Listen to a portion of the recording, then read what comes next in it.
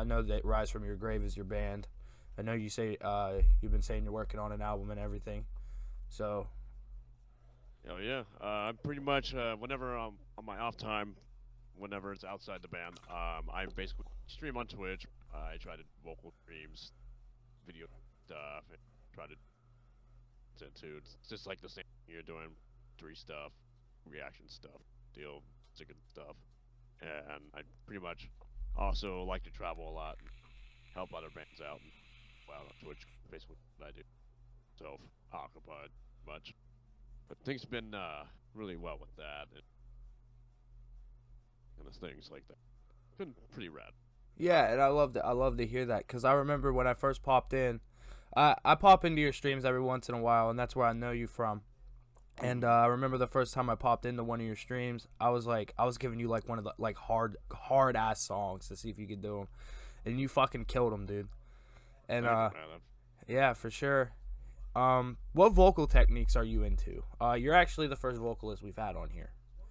Okay, so I kind of like do more exhales, but I'm trying to use more of my diaphragm. But I've been kind of mixing both with a little bit of fries, but I'm still kind of like working fry screaming. Yeah, Still trying to like, because I'm learning a lot from a lot of colleagues right now to utilize my tone, voice, and using my tongue up on the teeth at the bottom. yeah, Because I've been learning that I've been the wrong way. So I've been told don't use your shoulder or your throat or your diaphragm. Really try to announce the tone, how to pronounce words correctly. yeah, So I've been trying to work fries so that I can eventually work on lows better. And I've been working on improving quite a bit. This album will be really cool. And this upcoming single is coming out next month.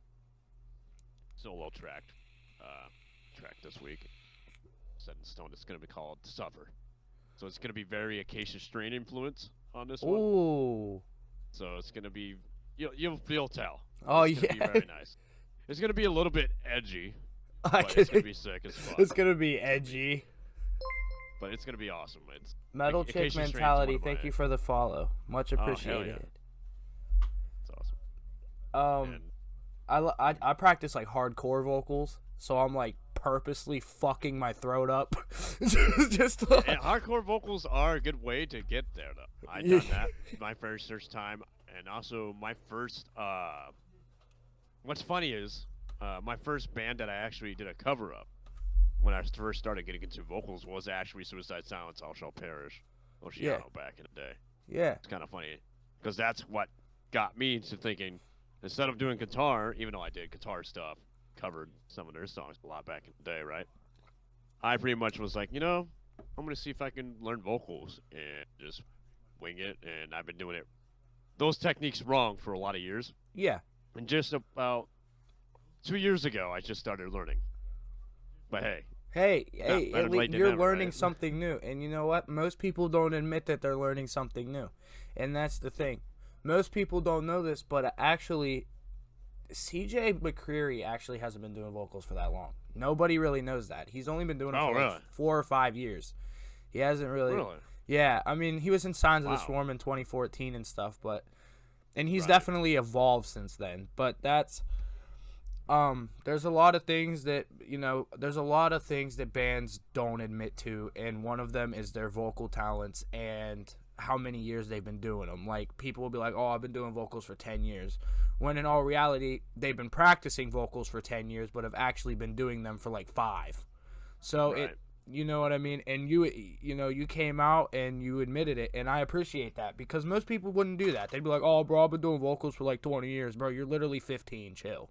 Like, Yeah. Yeah. Because, like, I've been doing vocals since 2008, but I've been trying to learn for a lot of years. I just been doing it so wrong for years. And I just, like, I really need to start taking care of my voice if I'm seriously, Yeah. because my community on Twitch has been begging for my band to come back. I saw that. Because I I see talked that a about lot. it for, well, man, 2 to 3 years since my Twitch started coming to a little bit of growth, but like we're starting to have a really nice metalhead community. Yeah, Very and sick. you love to see that. You love to see that, man. There's not too many metalheads out there, really, if you That think is about very it. true. You know Yeah, what I mean? exactly. Like, and it's sad because I feel like if more people got into metal and metal was more mainstream, you know what I mean? Then bands like Whitechapel or, you know, even Suicide Silence and stuff like that, they wouldn't have to tone down as much as they do to fit the popular genre, which is pop Yeah. music now.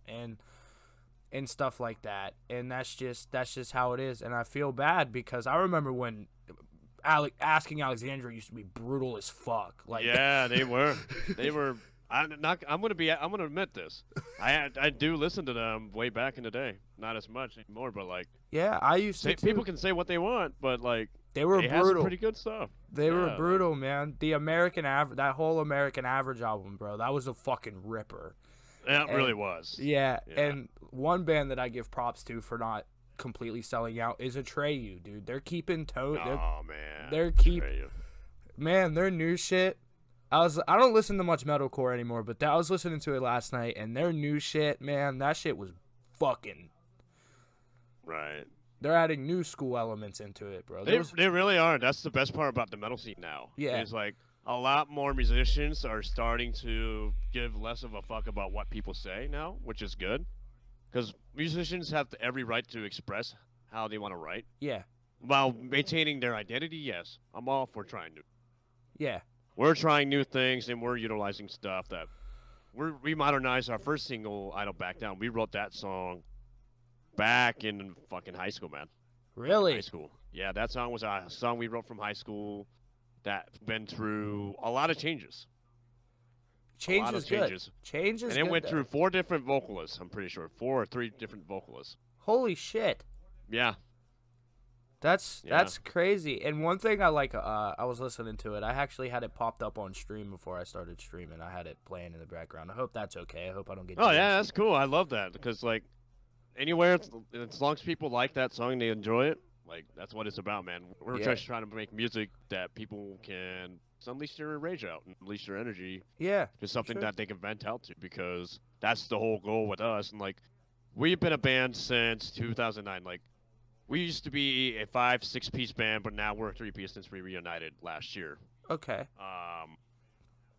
We went through a lot of member changes, and it's quite of a trip because like these guys I went to high school with. Half of this band was people that went to high school together, and it started with our drummer and our guitar player, who are brothers, and they're like the main founders of the band.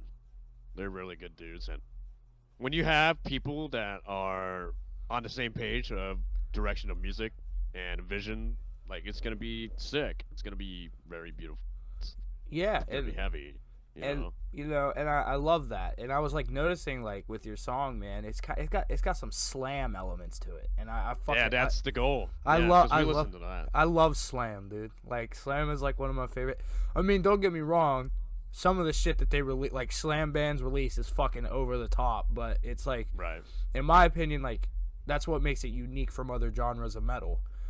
Like, Right. especially like beatdown hardcore. Like that's Oh man.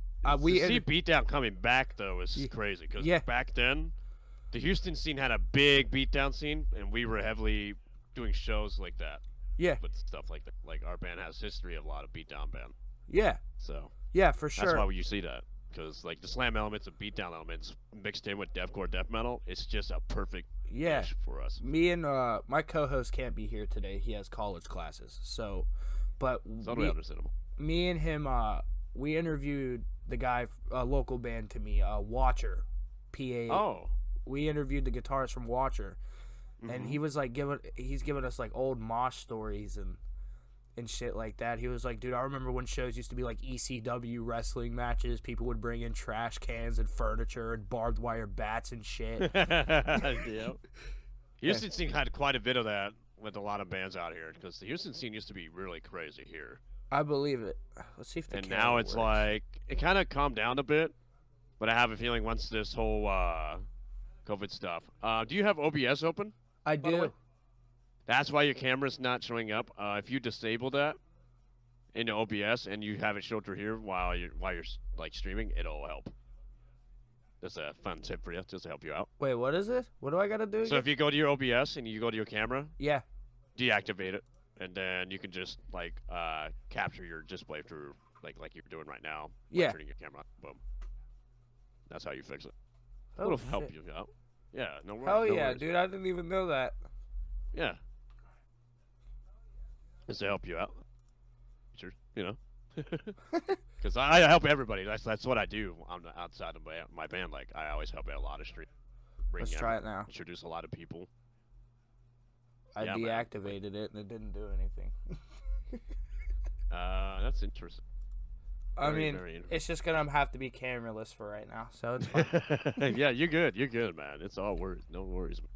And like, I'm just we're cranking out 2 today because I have a fuck ton of shit to do.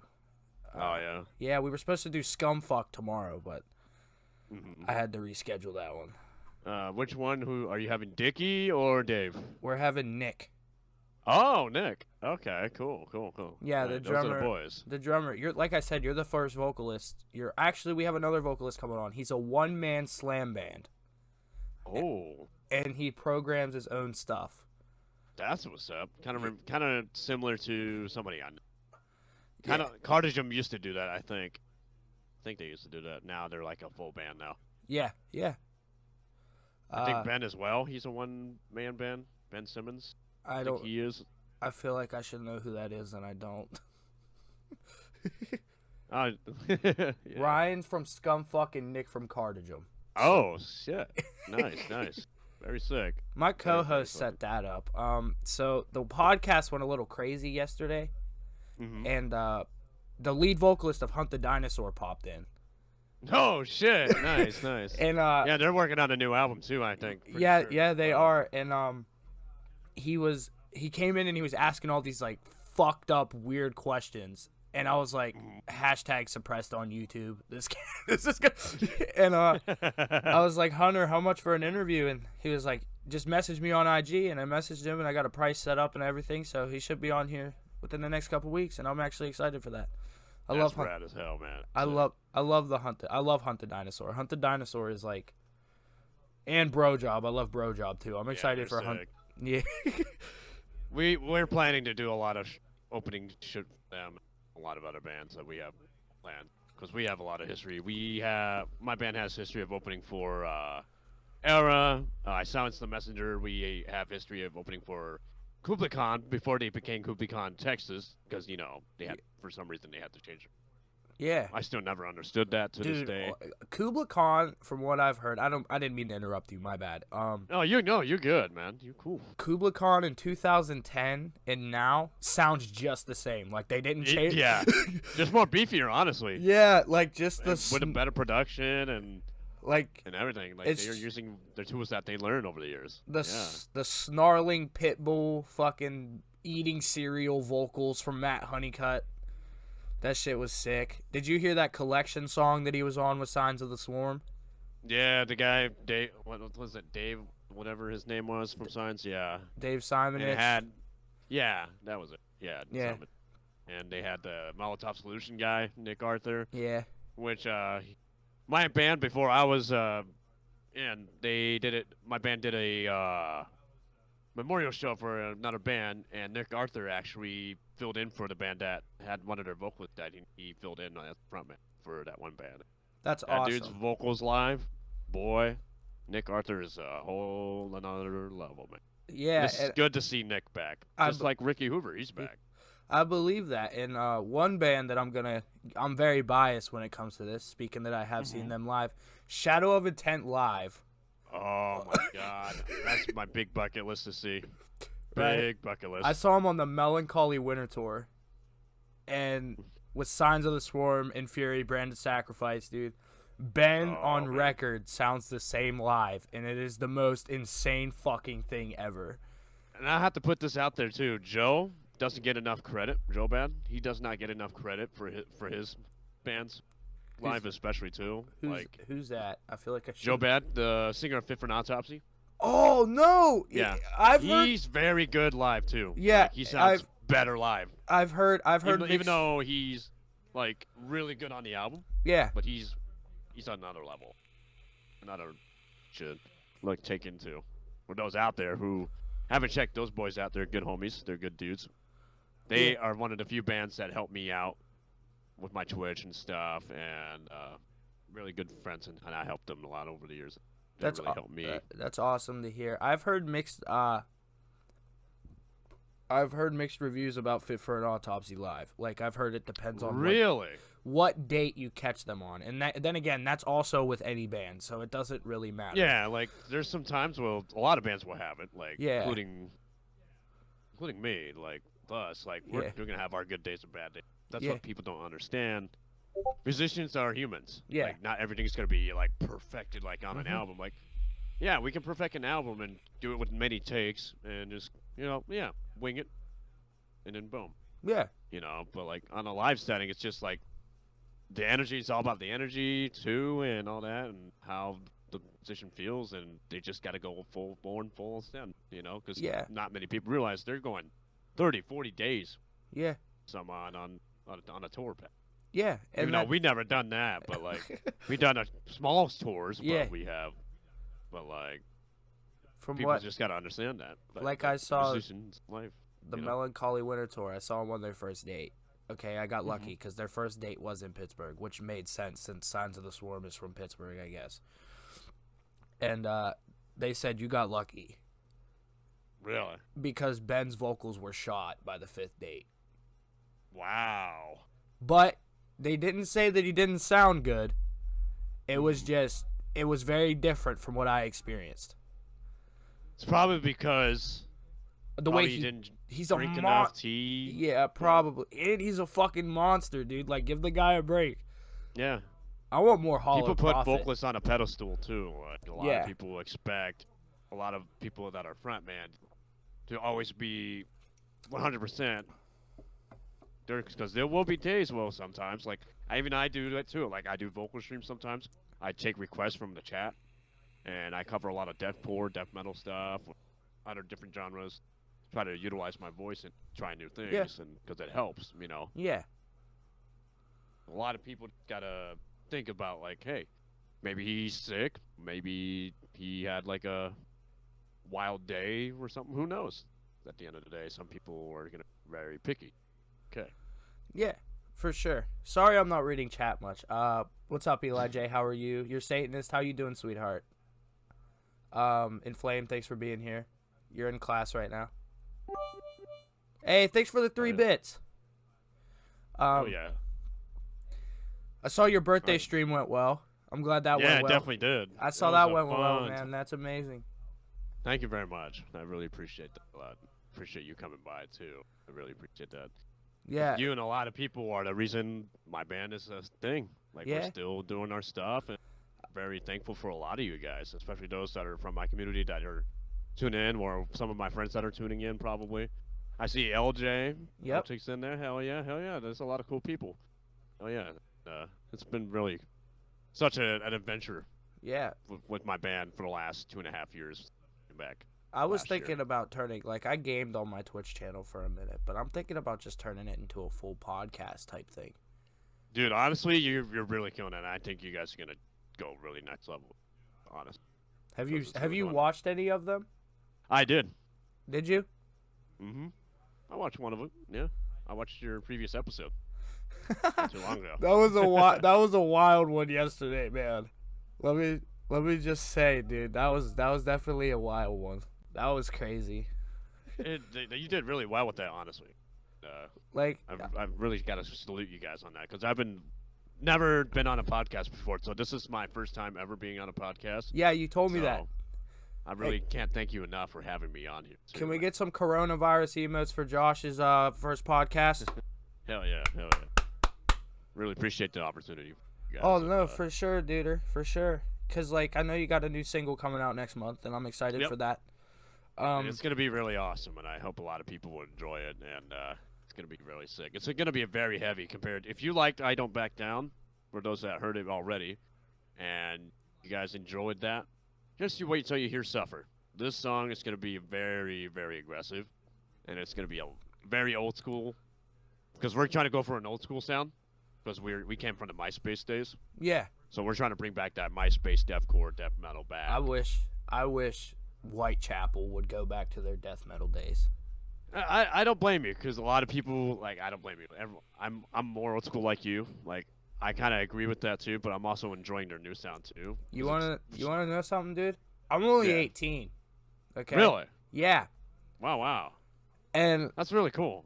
and Hell yeah. I'm New very generation of metalheads, man. Hell yeah. Listen, it started with like okay, so my metal journey started when I went to an Ice Nine Kills concert. By the way, Great killer band. killer live. Saw him twice once on the Falling in Reverse tour, second time on the Octane Accelerated tour. Bangers every time I saw him. Falling in that's Reverse, sick. I hate Ronnie. Fuck Ronnie, he's a bitch. Hope he sees this. I'll kick your ass any day.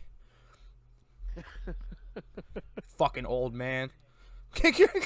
I'm getting old, man. Trust me, I am too.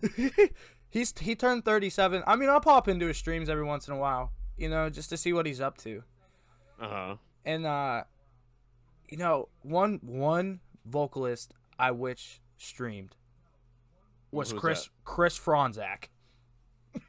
I won't be surprised if he's coming, honestly, because he might. You never know. You never know. I would be very interesting to see how that would go with that. He tried to. I know Paulo from Chelsea Grin is coming to Twitch. Is I he? don't know if you heard it. Yeah, he's gonna be coming. So that's gonna be. He's gonna be doing a lot of drum streams, so it's gonna be sick.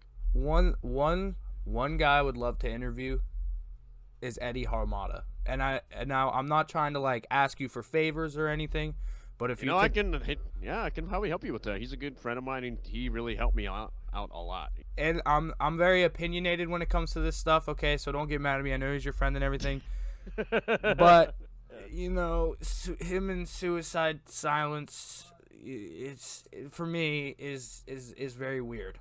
I'm still getting used to it. I can understand for a lot of people that are just now getting into suicide or who grew up with suicide thoughts. I can understand because it's different for everybody. Yeah.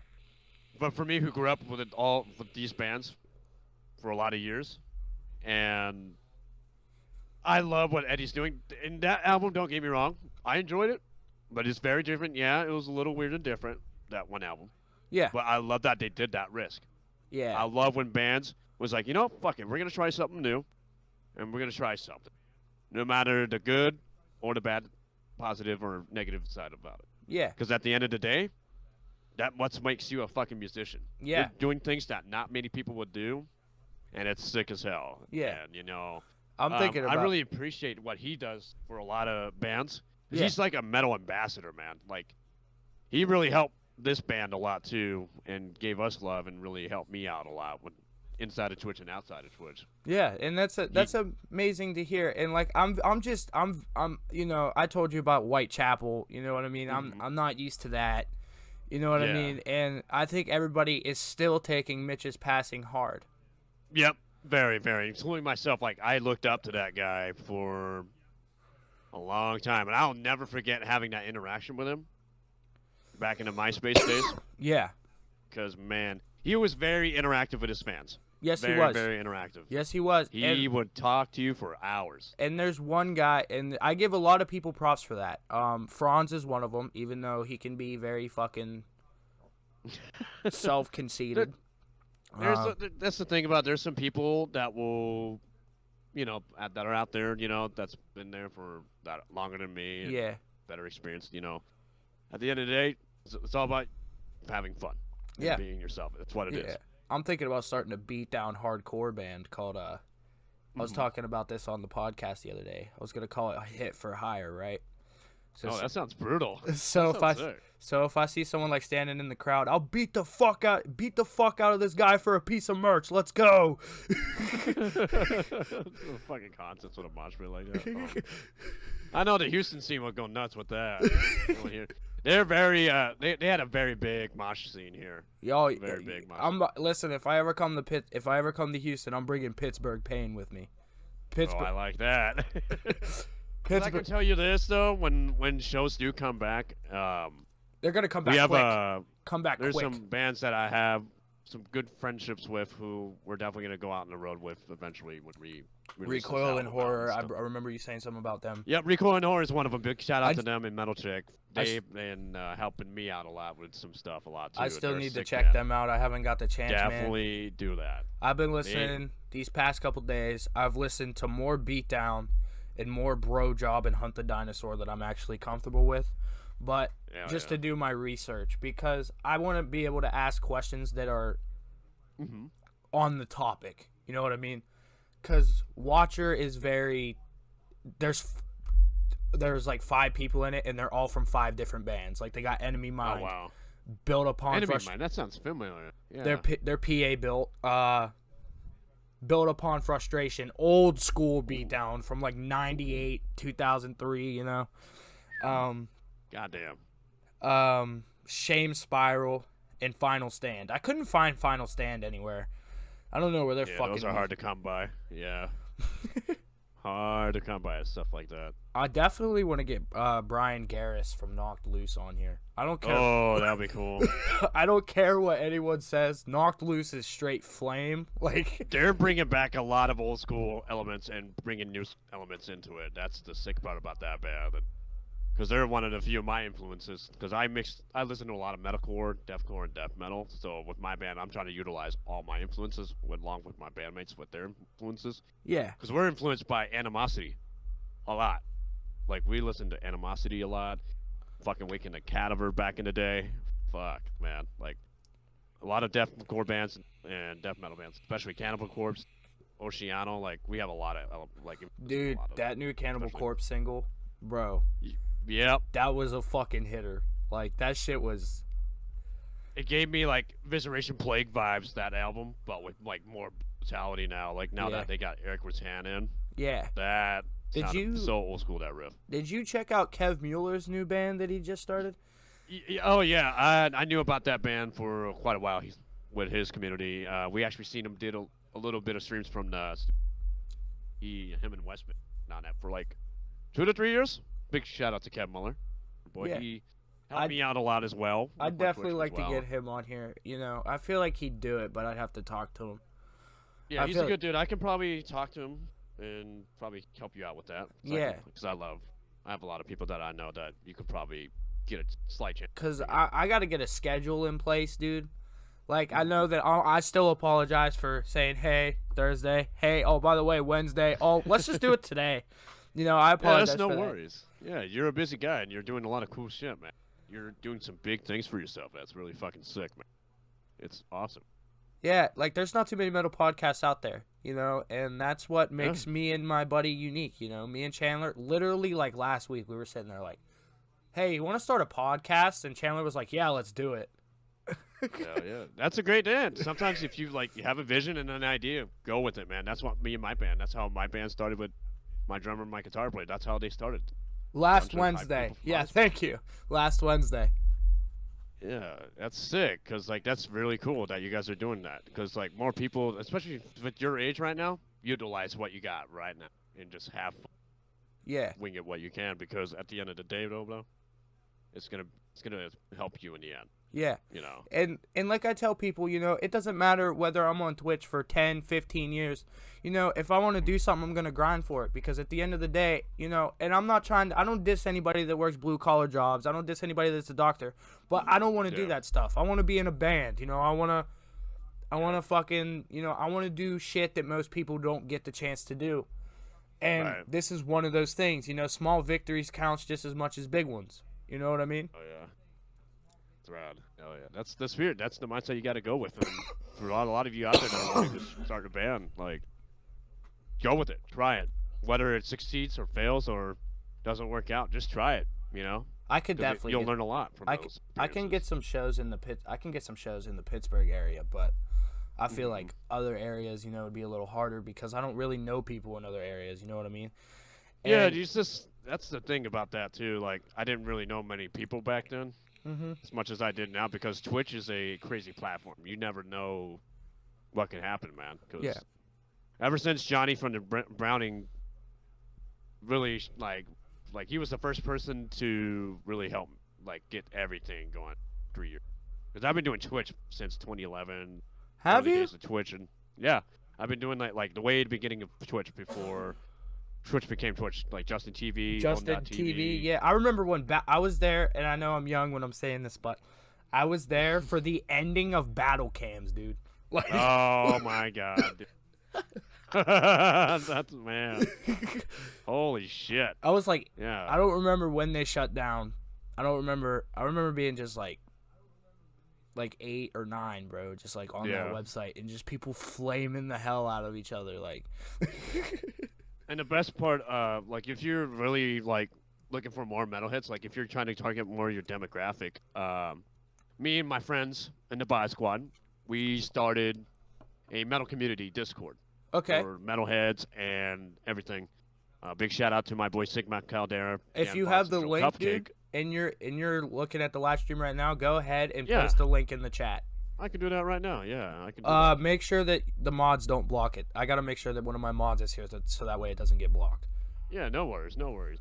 Yeah, but like if you guys are looking for fellow colleagues to game with, who are metalheads or streamers to look for to watch, or like that are in the metal scene and stuff like that, or people that all of us supports and help, Yeah. because they the bot squad and the metal community, they help. We all help each other and help other people, and giving tips and advice to everybody. And this is where you can go to this. I'm gonna copy this second, and I'll post it right real quick. I can't Oh. join it right now since I'm on stream, but Yeah, no worries, man. I'll just have you send me the link. So it's me and Dan Fonts, Joe Cupcake, myself, and Calvan, and Mike Monaker, and so many others are in there, that, and a bunch of people that you'll know. Cinematic Mike Leon. Yeah. So many other creators in there, a lot of metalheads, a lot of people that supports us. Doesn't look like if it tried to block it. Yeah, I should probably fix that. That's probably something I should look into. it's a good place to be, and it's very positive, and it's a lot of metalheads and musicians that are in there from the metal scene that a lot of us looked up to. We're Yeah. all friends with each other with, and it would be because I had to put that in there for your community and yourself, in case you guys were looking for people to have on a podcast, stuff like that. Yeah.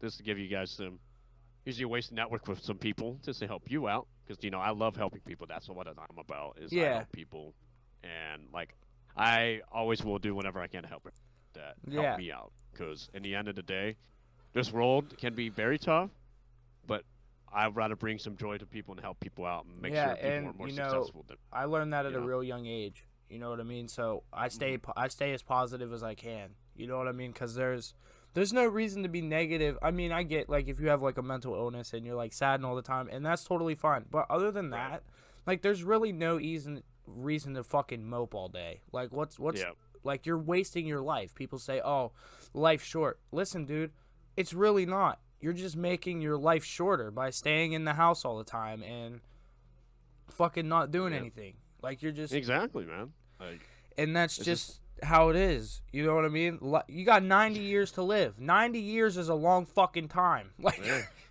there are some things that I've been told now that I wish I utilized and learned back then. Because, like, as I'm 28 now, there's some things that I look back on that I wish I didn't take for granted. Because trust me, guys, don't take shit for granted. Because there would have been opportunities or something that landed on you that you'll probably look back and be like, fuck, I should have done taken that. Should have taken that. Because if I'm glad that I got into the streaming industry and the music industry back in the day, and because I think I found my calling with what I'm doing, because I feel like this is my purpose. Yeah.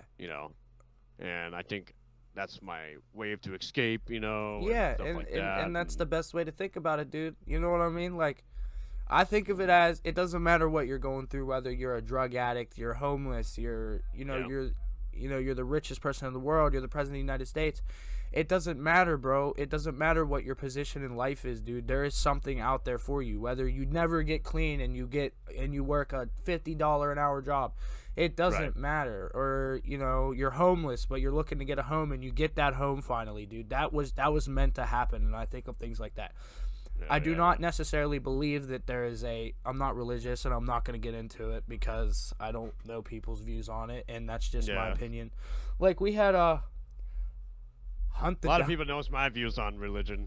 Yeah, honestly. like we had the Because I'm dude from very open with my thoughts on it. Because like nowadays, a lot of people use religion as a scapegoat to to be hate people, judgmental. to fucking You hate know. people. Yeah, to fucking hate people. And like, I have a Stay Sick hoodie that has an upside down cross on it, and I was wearing it in Walmart like a couple weeks ago.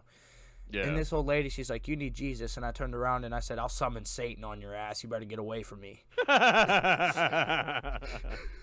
Honestly, whenever people tell me I need to go to church, I'm like, I appreciate your offer, but I don't really Yeah. need it. Cause like for me, like the metal music is kind of like my way of Yeah. helping get through Like life. And this past year without mosh pits have been as long as you're so hard. just decent, tolerable human being, and you're being decent to other people, that's all that matters. Because then, at the end of the day, whether I live my 90 years or not, at least I know that I'm doing something for people, Yeah. leaving a legacy behind. I whether mean, my band. my generation,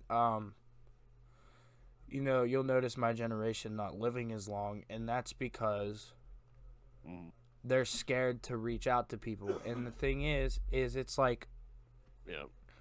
I want to get mental health advocates on here. I feel like that'd be fucking amazing. Like one mental health advocate that I would love to get on here is Johnny Crowder from Prison. I don't know if you know that band. Oh yeah, Prison is sick. Yeah, definitely should get Sigma Caldera on here. He definitely does a lot of mental health talks on his streams. And him and Barista and Kevin, aka Jesus, they've been doing this like every Tuesday, like mental health check-in, or like every month, and it's sick.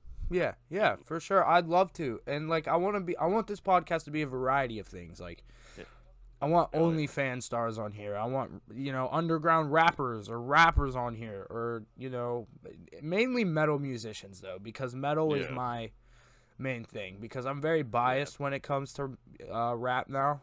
Like it took I don't blame me, because I grew up with, back then we had 50 Cent, G Unit, and all that. Hell yeah, bro. Ludacris and all that. Those are the best ones, dude. I was playing Def Jam Fight for New York on fucking Oh man, that's a throwback. Def Jam, man. Fuck. That was like, I was that. playing that on stream, dude, and like I found it on an emulator, and I was like, what?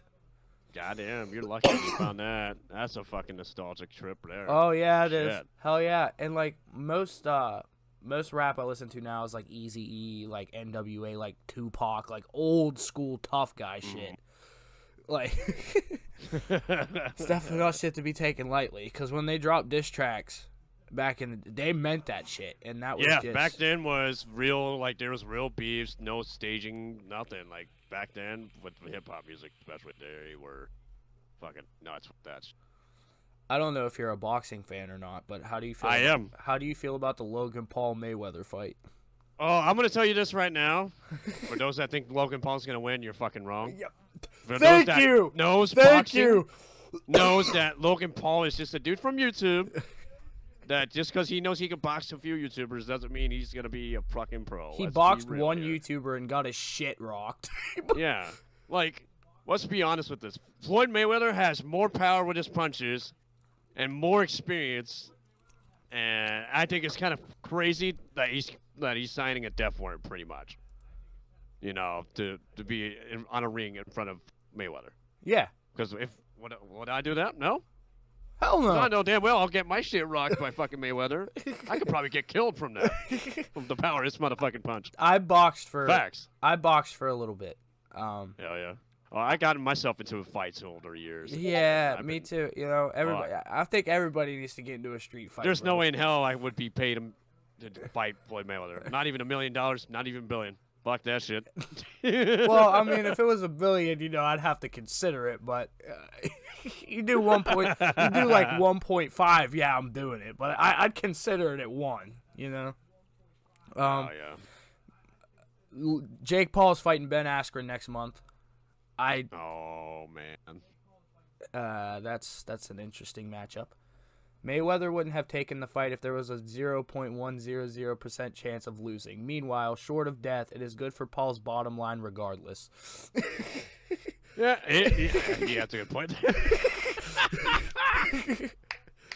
there. He has a good point there. I like that. That's a good statement there. I like that. Whoever that is, big shout out to you on that. That was sick.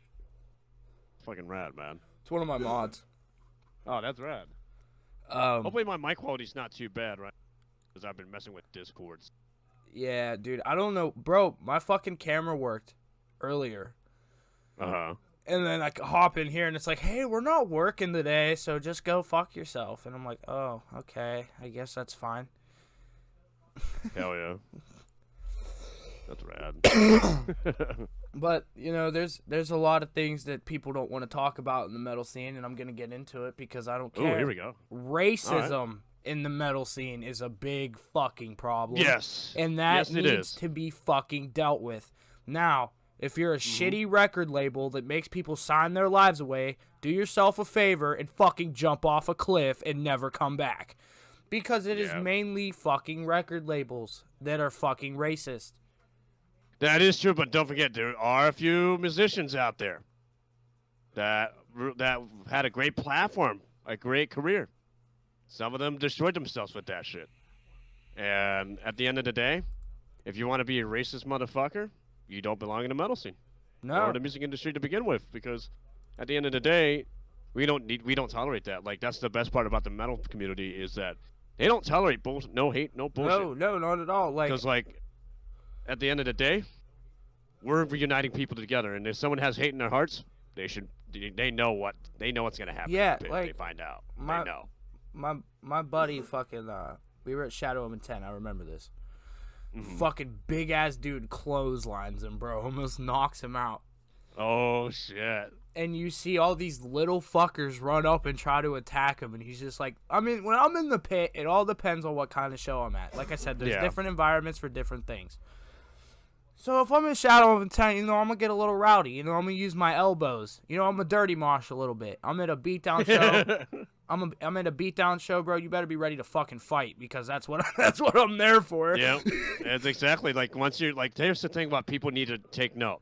Once you're in that pit, you ain't getting out. You're not liable. The bands or the venue is not liable for your fucking injuries. No. So if you want to be fucking reckless, that's your own damn fault.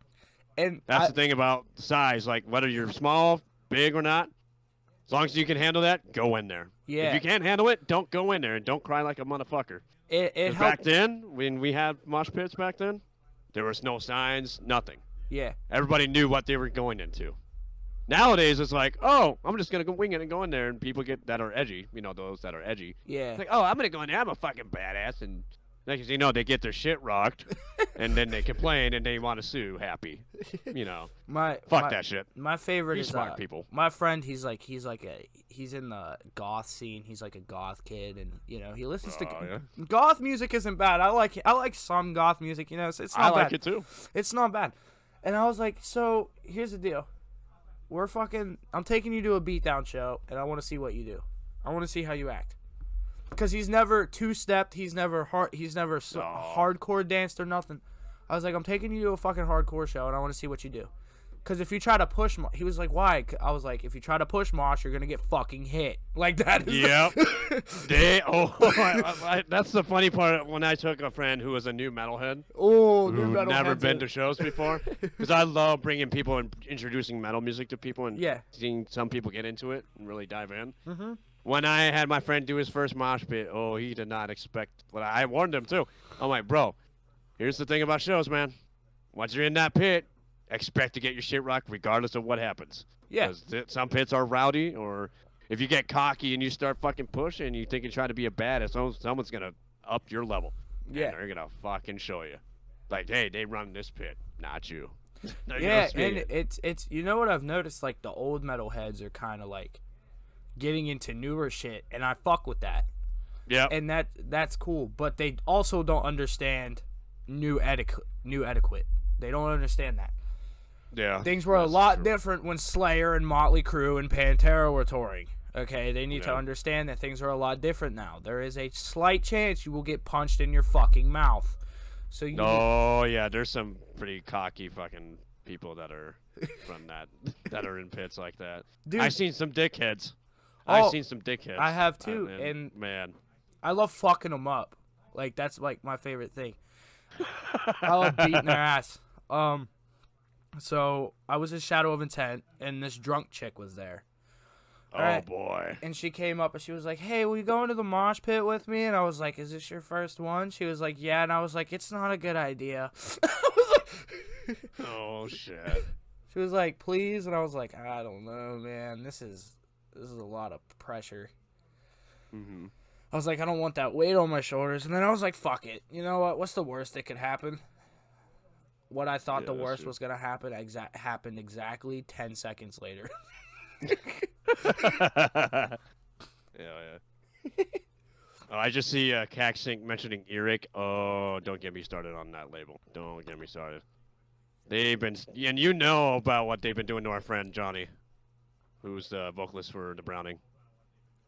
For those that know, See, and they're holding some of their albums hostage. So, this is my advice. If you want to mhm. keep your life and you want to keep your sanity, do yourself a favor and do not sign your band to any record label. That is Mhm. just my opinion. Go to, go independent or find a really lenient one like Unique Leader. Yeah, like for us, once we get ourselves more established, Yeah. I have like a few goals. Like once we, like, let's say we put out a couple of albums, and let's say if we got to a point where people are interested in us eventually in a few years, I'm looking at Nuclear Blast, Unique Leader.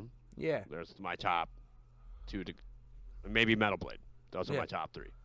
Yeah. Everything else, like I used to look up to Media Scar Records. Then I found out what they did to my boys in Volumes and Aristia. They kind of screwed Stay them over. sick and I stay sick and I don't really stick up for, you know, Stay-Sick's been doing some cool things, yeah. They're regardless of very the drama around that. yeah, Like they're very they've been signing bands, they're and very one of my friends lenient. were signed on them. They're very lenient when it comes to stuff like that. Hmm. And that's the cool thing because there's not many fucking record labels that are like that, you know.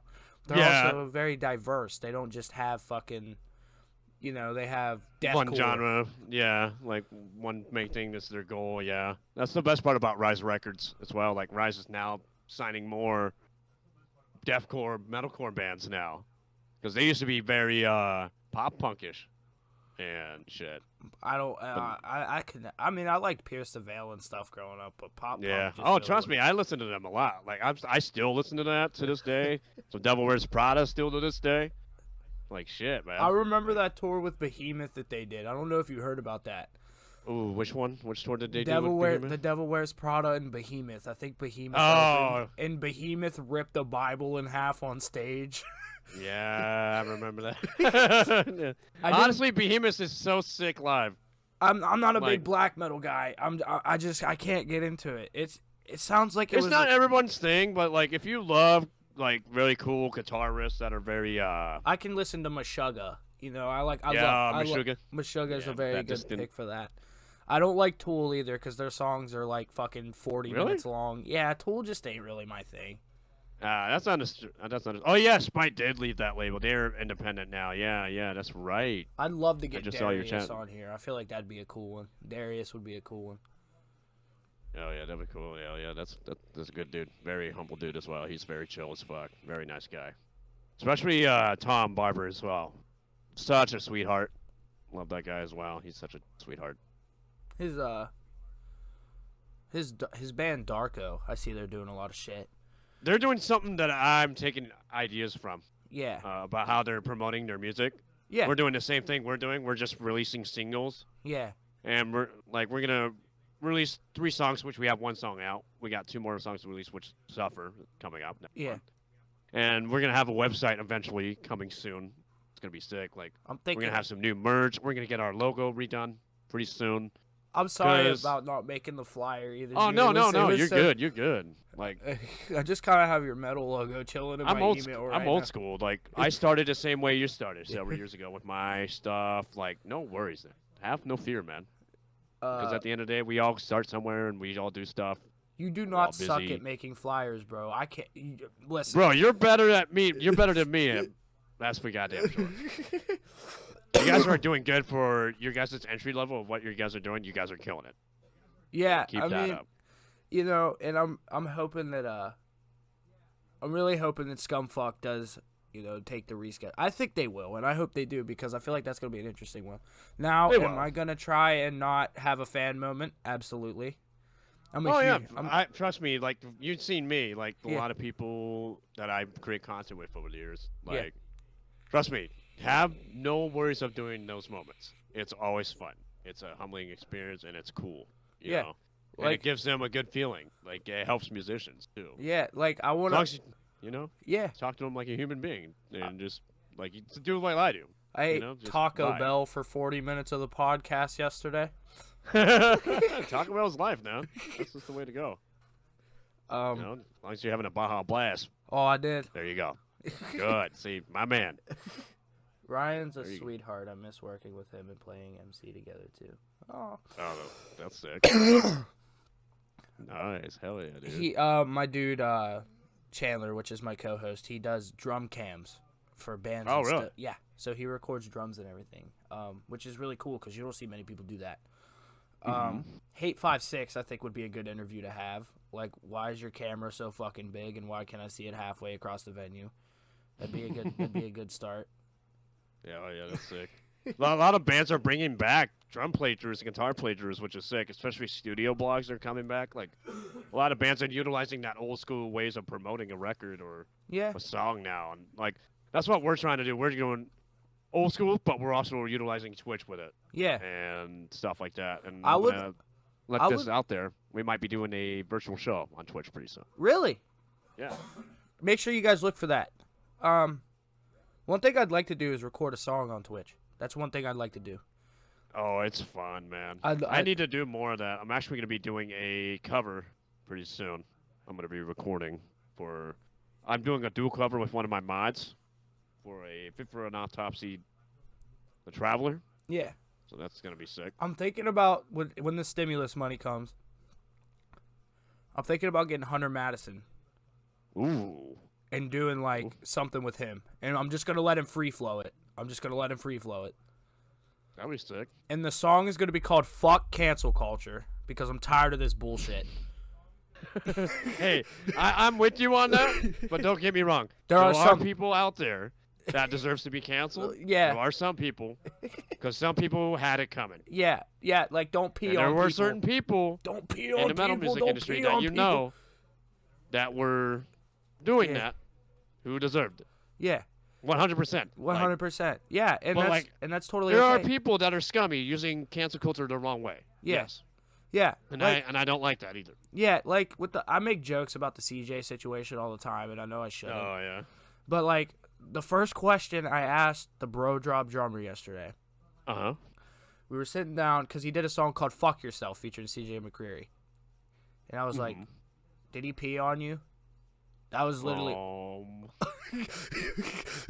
And dude. But I make jokes about it, and I know I shouldn't, but it's so unbelievable that it's funny. Honestly, I've been seeing a lot of memes with that. Honestly, like a lot of deathcore group pages on Facebook and stuff. My friend Rodney's friends with him, and he's the guitarist of I think the bassist or the guitarist of So This Is Suffering. They're from. Oh, there's a good dude. So This Is Suffering are good friends of mine. Two of their members are good dude. Robert and Rudy. Rudy's doing his trap metal deathcore thing, and I'm like, fuck I like it. I'm sitting here fucking with it. I'm like, dude, this is interesting. Trap metal is not really a genre that I talk about much because there's not many of it. I wish there was more of it because it's very small. Yeah. Yeah. I love that. Impending Doom's vocals is doing it. Chelsea Grin did it. Alex Kohler did some of that. I heard rumors he's coming back to deathcore, which I hope he does. Yeah. Because that'd be rad. Yeah. I would love to have him on a song, or my boy Adam, aka Black Mario. I'd love to have him on some of their songs. Dude, eventually. I wonder if I could get. I was supposed to play Among Us with him, and then I forgot to. Oh shit! Yeah, he's fun partner. to play with. He's partner now, so that's. Yeah, he is. He's been doing some really cool shit, and I go way back with him. It's just kind of crazy, and he's helped me a lot and gave me a lot of tips and advice over the years, and he still helps me to this day. I feel like Alex him and Joel, him and Joel Cupcake's been really helping me a lot with certain situations how I've been experiencing lately, and they've been helping me a lot. And here's a great tip for musicians out there who are joining Twitch, because Adam is being himself. he branded himself on Twitch in such a perfect way. Yeah. So use some of your personalities and hobbies that you love, bring it on Twitch. Yeah. Do it. Just wing it like that. Just like with me in video games, music, and like reaction to music and stuff. Like mine is very music themed, but more like with a mix of gaming. So I Kind of like taking notes from Dickie a lot Allen. of people. Kind of like Yeah. Dickie Allen. I see Yeah. that he's making classical music now. That's Yeah, he's doing really cool stuff now. He's finally like I'm really proud of him for That's an not interesting. pandering to the elitists now. Yeah. Like he's finally doing something that he likes and he's winging it and just going full on with it. And I'm really Yeah, proud that's of him. a- I that's love a- that guy to I death. think He that's helped an me a lot. interesting twist though. Like that's just. I'm happy to see where he goes with it. I mean, it'll definitely Yeah. be interesting for sure. And I that's- love the fact that he's doing those clean vocals with that classic rock stuff because Yeah. he sounded great. And I'm really proud of him that he's doing some stuff to take himself to the next level because he's doing the same thing I'm doing. Like we're both doing similar stuff Yeah, ways, which is great. He's One- such a fucking sweetheart. I'm ready for new Shadow of Intent. That's Yeah, dude. that's gonna be fucking brutal. Ben. Plus, new Born of Osiris too. Oh, My boy wait, I Cameron's forgot band. about that. I forgot about Big that. shout out to my boy Cameron. Such a nice dude. They got a new album coming, new song coming out in the coming days. I'm pretty sure. So they just premiered it yesterday Yeah, on Sirius, and it sounded fucking good. That's all I'm gonna say. I'll have to check it out tomorrow on Spotify. That's for sure. Yeah, it should be. I don't know when it's gonna come out, but I know that it's coming since they premiered it. Because like every band always premieres it like a week or so before on Sirius, because a lot of bands are doing it now, which is very cool. The more bands are doing that. Dude, I hate this is one of my biggest influences for music is Dying Okay. Fetus. Dying Fetus. Oh is man, Dying Fetus! I can go all day about them. They're fucking incredible live. They're a huge Open- influence on my guitar players. Open Like, this dude, fucking pit. They are a fucking vibe, man. Big fucking vibe. And I looked up to them, and there's another band I looked up to is Black Dahlia Murder as well. Black Dahlia Murder. Yep. Great band. Trevor's such a fucking huge influence in our band. Wow. Huge influence.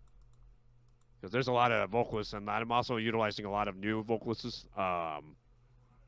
Bands like Lorna Shore stuff. Like, I'm getting a lot more into Mental Cruelty lately. Oh, Mental Cruelty hits different.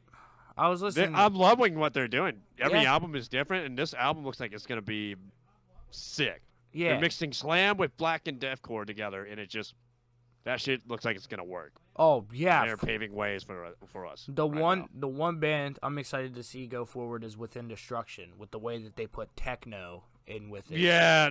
Here's the thing about that. I love that they're doing it. They should do that more often because they got a lot of shit for it. And Yeah. I felt so bad for them. I mean, I'm still getting used to it. Because the but- first band to do techno with slash EDM with it is the Browning. Mhm. They were the first to do it. The first band to do that, I'm pretty sure. I got some But shit. correct me if I'm yesterday. wrong, but yeah. I got some shit yesterday because I said I don't like Amir. Yeah, Emir is not for everybody.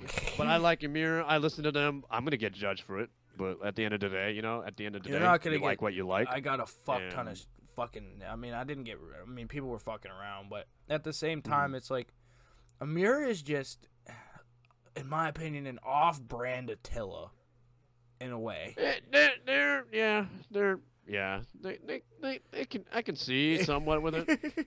But they've been utilizing the last several years now. They've been getting better and better and better, Yeah. honestly. And ever since Josh Travis entered that band, goddamn, they've been getting some really gnarly riffs and sound and tones from their recent stuff lately. And it's sick. Like I felt like Josh just made Glass that band. Cloud got brought up yesterday too, so I need to listen. Oh to yeah, them. Glass Cloud is sick.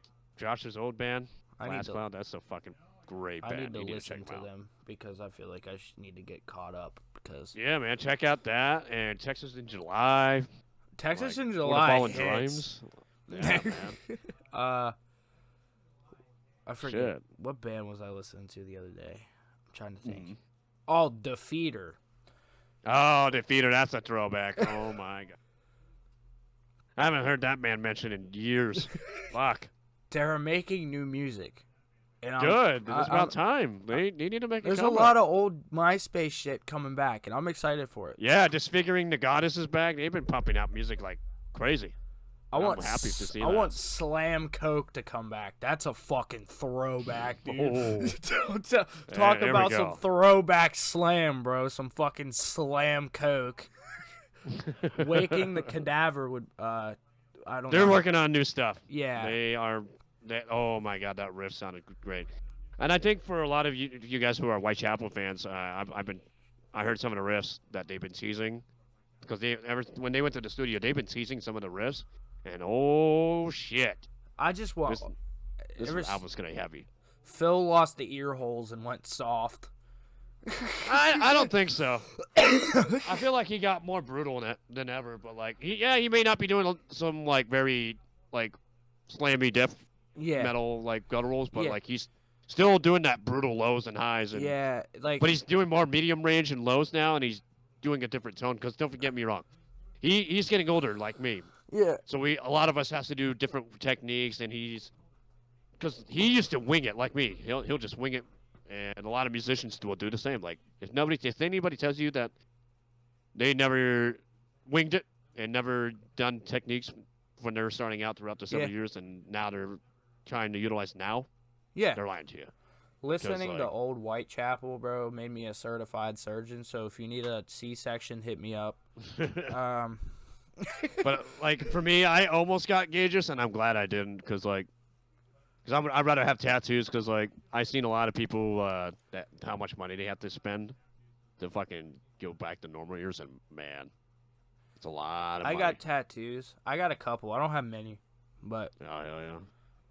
I don't plan on getting covered in them though. Like I just, I get small things here and there because like, I could just think about something and be like, oh, that'd be nice to have. So yeah, because I know when shows come back, eventually when we do our run with Recoil Horror eventually, because they're like a brother band to us. Yeah. My first hat is gonna be something to commemorate our first tour run with them. Yeah. It's gonna be fucking sick. I figured Metal Chick. I was just joking. I joke a lot when it comes to stuff like that. I mean, that was like a meme for like the longest time, that ever since he lost his ear holes, he went soft. And it's also his mom and dad. A lot of people will away, think too. that, but like they're doing something way bigger with this band now. Yeah. Like they got a theme, a direction. Like he always talked about his family and his music. Yeah.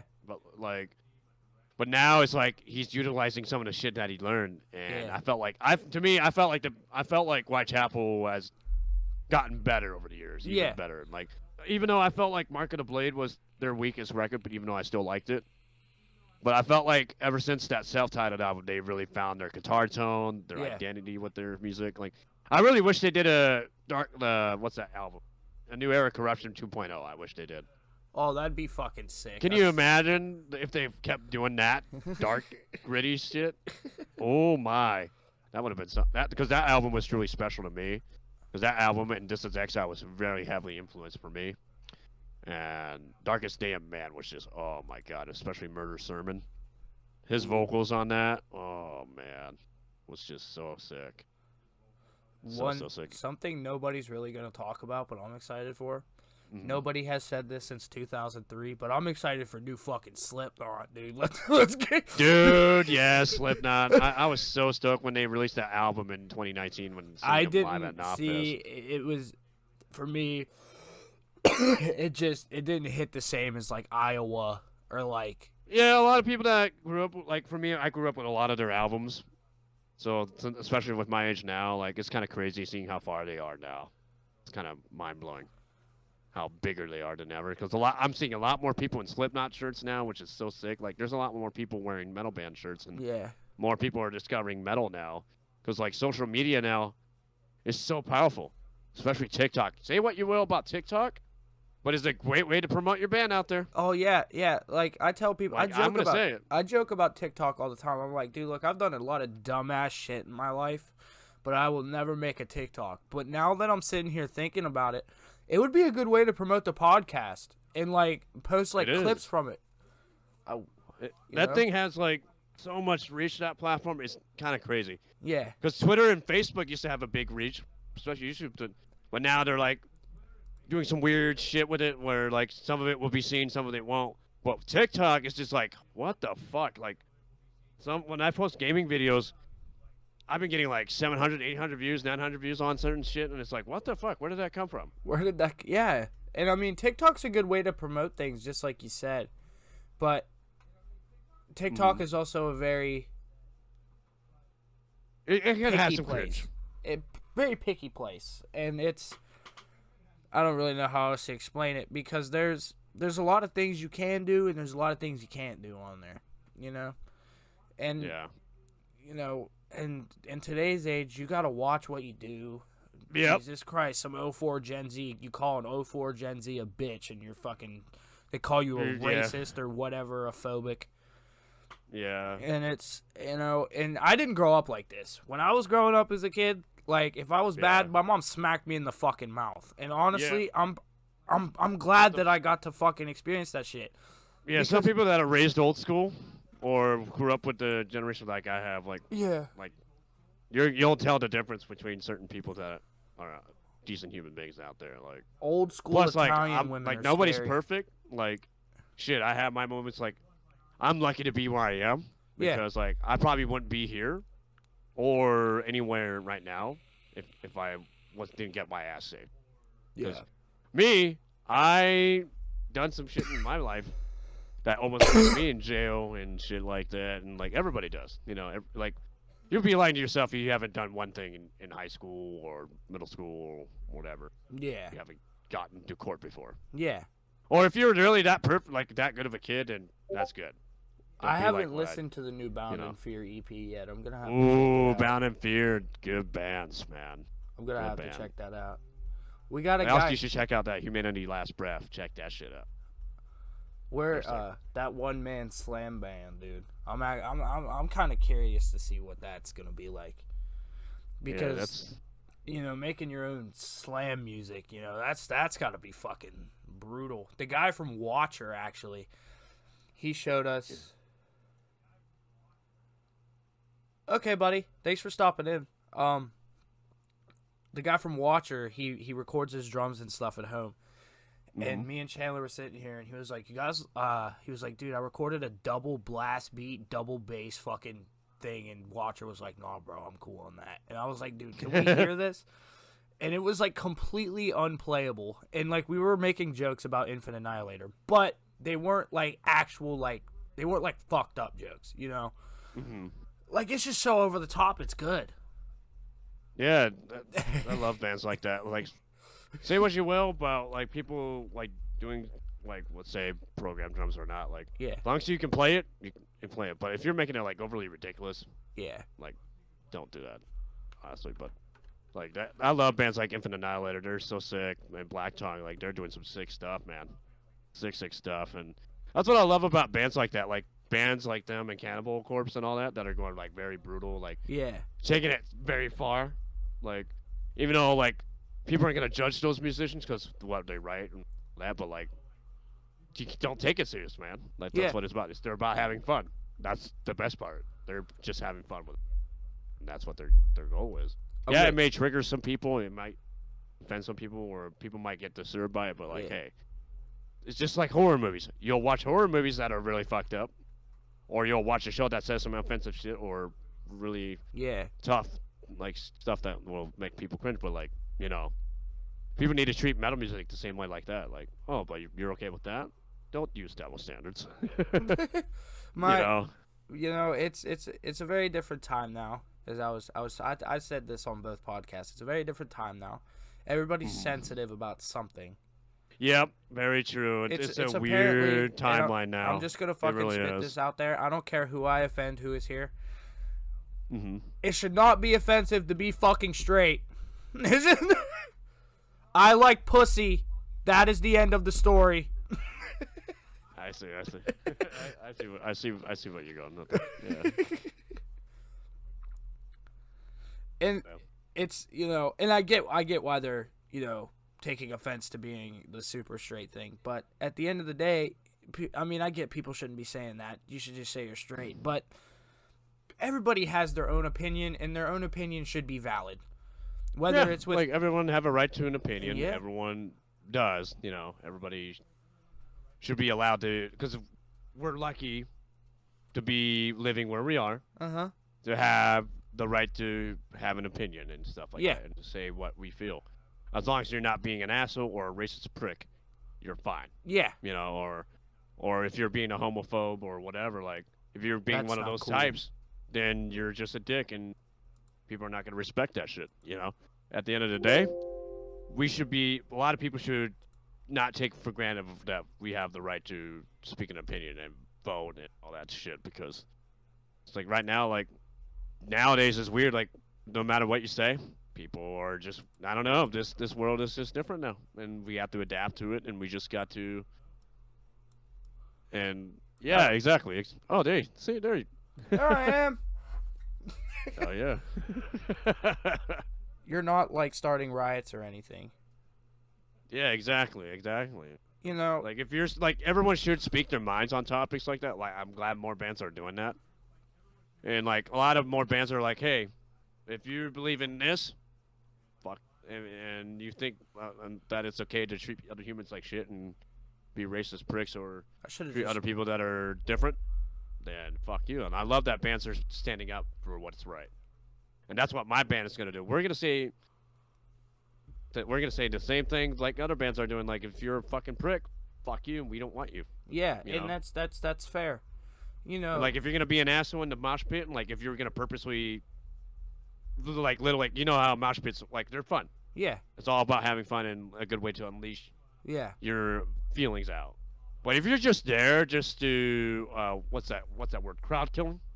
I mean, If you're there just to crowd kill, I like can- like there's a difference between like a fine level of crowd killing, because in mosh pits. But if you're there just to be a fucking jackass, just to purposely like, yeah. you know, like really like land someone in the hospital on purpose, like Yeah. like intendedly, Yeah. like if you know what I mean, like Yeah. like you're literally gonna fuck someone up, like on a, it's like I'm not trying to, I don't want to sound soft or anything, because I mosh too. Like I'm there to fuck shit up too. Don't get me wrong. Yeah, If and I'm in that's a mosh everybody pit. has a different opinion on it. Now, me, I support violent moshing. I do. I'm all about violent moshing. I'm all about that shit, because that's what we my band played shows with that shit. Yeah. We have history of shows like that, and it's fucking awesome to see. You know what I see, and it fucking pisses me off. We just have to weed out the assholes out of there. Yeah. You know, especially if they're targeting women too. Oh purpose, yeah, dude, get the or fuck speaking out out of of the small pit, size. bro. Let me Like- just say this: if any of my fucking viewers are a man and they go into the pit and they target women, please do yourself a favor and go fuck yourself. Like Yeah, that's exactly. that's, you know. Now, I see a lot of metalcore kids taking in shit from fucking like hardcore shows and stuff, which is fine. Yeah, But which I'm is not a gonna bad thing. beat the fuck out of you to somebody doing a fry scream. Cause I mean, Yeah. in my opinion, like that's like tough guy shit is like beatdown type shit, you know. Yeah. So that's just Like King A10, for example, they're another band that's great. But King with that, 810, even though- dude. I haven't heard of them in like Bro, 5 years. They were something.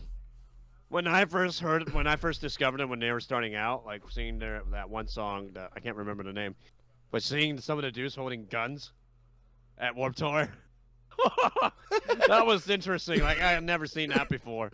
Dude, Where they that's were like like literally holding AKs. that's their thing, though. That's literally their thing. Like they're just looking gangsters fuck, and like while they're singing, being brutal, and like I'd never seen a band do it. Like I seen bands utilize a cool like act on stage, yeah, but like they took it some like really like next level. Like man, this is a band not to fuck with.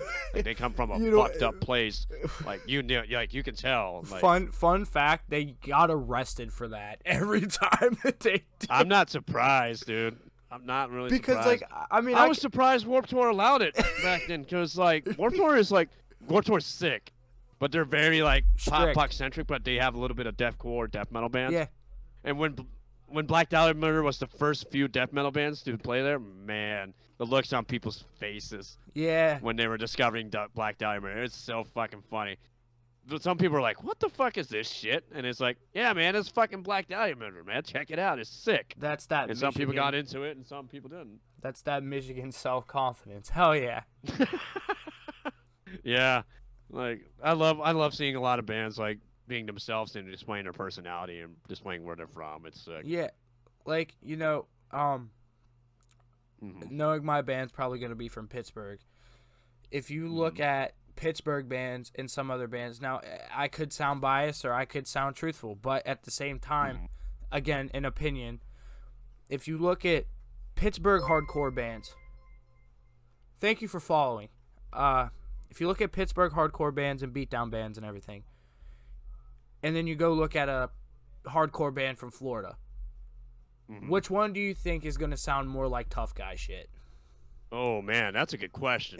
Because like, don't get me wrong, Florida got some pretty gnarly bands like Traders. Body Snatcher, but Yeah, this is beatdown. This but is the beatdown beat down hardcore. stuff like Pittsburgh and the East Coast, like New York as well. They got some fucking bands that are fucking hard as fuck, especially California. Oh yeah, dude. I was listening to Terror the other day, and I was just like, Oh, great band! If you guys are into hardcore and beatdown stuff, if you want to get introduced to that stuff, Terror's a Terror's good. a great gateway. Terror's a great gateway. Kubla Khan is also a great gateway. Yep. I would definitely, check them bands out. Um, Yeah. don't start getting into the heavier hardcore unless you're, Like really settling your foot in. There's a Like- great example for people that are getting into metal. yeah, A great example. I watch a lot of reaction streamers, or Yeah. like YouTubers, right? yeah. And his name is Alex Hefner or something. No, I feel like what's his name? I've What's not- his name? Fucking I can't remember his name, but like he started his metal journey in 2018, 19, and he used to like, oh, this is kind of like weird, like it's not his style. Then he started listening to more and more bands that his community has been introducing to him to, and it's sick to see reaction people getting into metal because it's bringing people, like it's bringing us metalheads more people into the scene, Yeah. and it's sick. And like, oh yes, Spite, good mention, LJ. Spite's a good one. mention. Spite's a good one. Yeah. I would They're wait to sick see dudes. them live though until you experience a couple picks yeah, first. dude. Yeah, Especially going to a live show is a good way to get into a band too. Yeah. Now my opinion is I would not take my girlfriend to a Spite or show or a beatdown show or I don't blame you. Like you can, but like because I took my it depends on how you do it. I But, took my yeah. ex-girlfriend to the Acacia Strain Spite and Oh. Chelsea Grin tour. Oh, that was a sick tour. that Never, show, watching she's that. never been to a deathcore show before. Never been, Mm-hmm. and this was her first experience. Right. And she was like, "Oh God, she's only been to like metalcore and stuff." But I told her that the environment's a little different. It's gonna get a little more rowdy than push moshing is. Yep. Uh, Very true. it's a lot different. Like there's a chance you could potentially get hurt. Now, if you get hurt, it's not my fault because I can't be by your side Yeah. the whole time. Yeah, because like once you enter that pit, you're entering uncharted territory, Yeah, and you just got to know that. Like if you have that in your brain, like that's the best part about me. Like growing up, getting into metal, and like watching YouTube videos when YouTube was starting back then.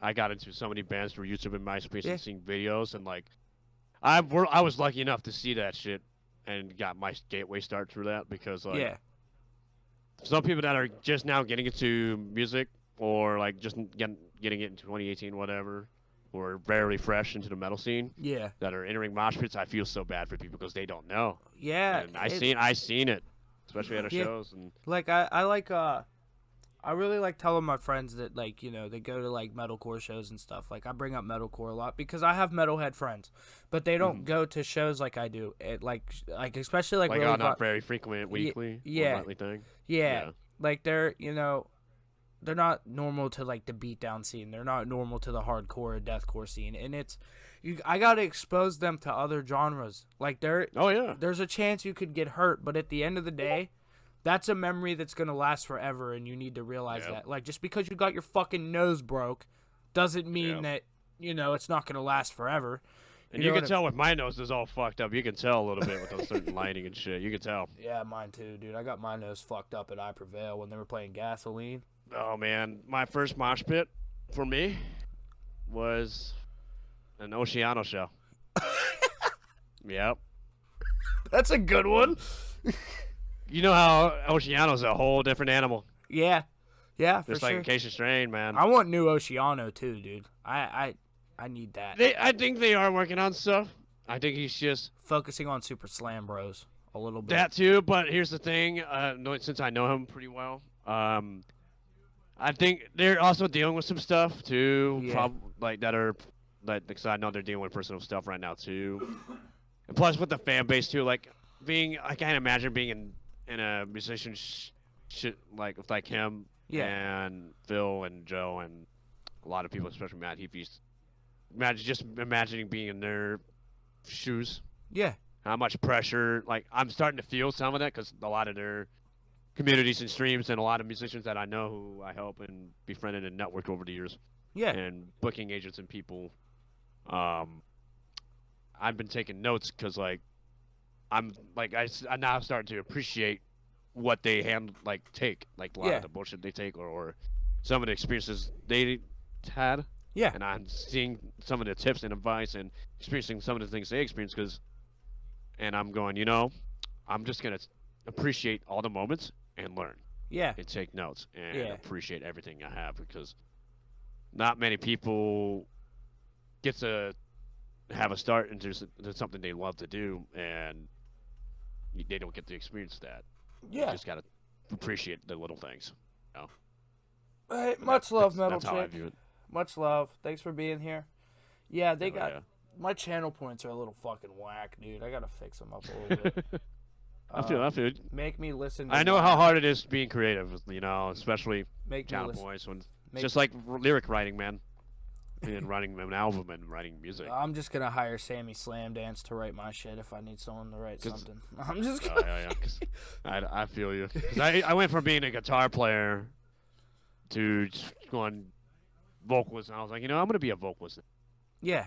Because I feel like that was my calling.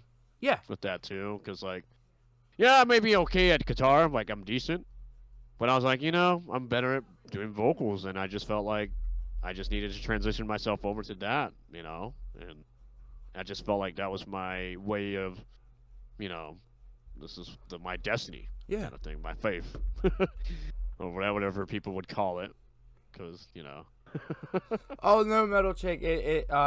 Give love channel points is me giving love to you. So that's yeah. Make me listen to WAP by Cardi B is 10 million points. By the way, nobody's gonna. Oh my god! Nobody's gonna fucking hit that. Here's the thing about especially in my community, they love to fucking troll me sometimes. It's funny. That's why I haven't had any sounds yet. Oh, I have soundboards and stuff. Because they know I'll react to everything that they'll make it very believable. And it turns out to be either the classic Rickroll or something fucked up. Or one person in my chat one time said, "Hey, there's a sick band. You need to check this out. They're a really sick metalcore band." I'm like, "All right, I'll check this out." I click it.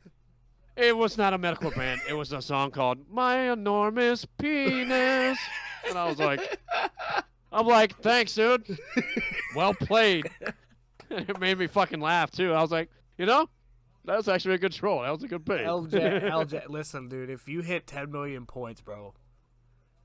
Oh, my God. Listen. I don't tell many people this, but it's either 10 million points or you got to gift subs before I fucking do that. Oh, if I'm gonna put myself through that pain, you got to put yourself either through some pain or you got to break your wallet a little bit because I ain't. Yeah. You know what I mean? And our communities are so much the same as well because most of my community's metalheads, and that's for sure. Some of I'm very different out of most of my friends. I got the group of metalheads, and then I got friends that listen to rap, which is fine. Yep. I'll listen to anything, but if it annoys me, I'm gonna tell you to turn it the fuck off because I can't listen to auto-tune shit over and over and over. Yep. There's no talent there. It's just straight auto-tune. Yeah, the thing is with auto-tune though, it's weird. Yeah. I agree with that, and but if you have talent, don't get me wrong. If you want to use autotune, that's your thing, But autotune won't make you sound perfect. I can tell you that right now. For those who know studio stuff, who've been in studios and used studio programs and stuff, it's not gonna make you sound better at all. If you No. sound like shit, it's gonna expose that. You Like, sound listen, like, just take 6 Feet Under's advice. oh my! Oh God! Don't get me started. I don't know. I'm amazed that album or that single got passed through. I don't know. Metal Blade. It's like Pick up the pieces like, of my it's weird. I was like, there's frustration. no way they approved that. I was like, who was their? Like, don't get me wrong. That guy's a good vocalist, but you can tell he damaged his vocals and he's doing different. I don't know. I don't I know felt what. like that I wasn't don't mixed. know I felt what. like it wasn't mixed at all. I don't know what the fuck that song was. Or And their I- producer was just like, I'm just gonna wing it, and I don't know. It's I don't even. It could have know. been somebody that Chris Barnes pissed off that edited it and he didn't even know, and then he just made it sound like shit. Listen, Who knows? Opinion, Like, it's again. weird that Metal Blade even approved it, or Yeah. it passed through the PR or QA or whatever. I don't know anything about the yeah, big side of the industry because I'm only a small, Yeah. we're a small band. Like, yeah, we record with studios or we record I have a manager now yeah, for my band and myself. Metal Chicks is the manager for Rico and Horror and my band, yeah. and she's been helping Hey, us Metal a Chick, lot you with that. still Which here? big shout out to her. If it wasn't for her, if I wouldn't have met her, if it wasn't for my good friend Eddie, which thank you, big love to Eddie for introducing her to me and that band, One Horror, and I'm really thankful for that because we're doing some cool things together, and I can't wait for you guys to see. Because just you guys wait when things start getting normal and we start putting out this album for you guys and more songs for you guys to listen to, man, you guys gonna see some really cool stuff together. Yeah, You're gonna see me with these guys quite often, creating content with them on Twitch too and stuff too, yeah. and on the inside and outside the band and stuff. They've been really killing it, and like I'm telling you guys, you need to check them out because you guys are gonna enjoy some of their stuff that they're cooking up too. Because like some of our sounds are very different, yes, because they're more of a black and deathcore with a little bit of more deathcore into it, but with other genres mixed in. And they got a gnarly vocalist named Ian, who he has some great vocals, great tone, fucking vocal, and it's really fucking cool, man. And we're gonna be cool and doing some sick stuff in the future. I'm really excited to do more work with them. And there's a slight chance in the future that I might be doing some stuff with them in the future. So be ready for that because I might do some guesting maybe. You never know. You never know what's gonna happen. You never know, man. So Yeah, that's definitely for check sure. them out. I might have to get you on a track for a hit for hire type thing. I'll be down with that, man. That'll be fun because I always love doing projects with people and just having fun. What would you charge for it? Oh, free, Free? free, man.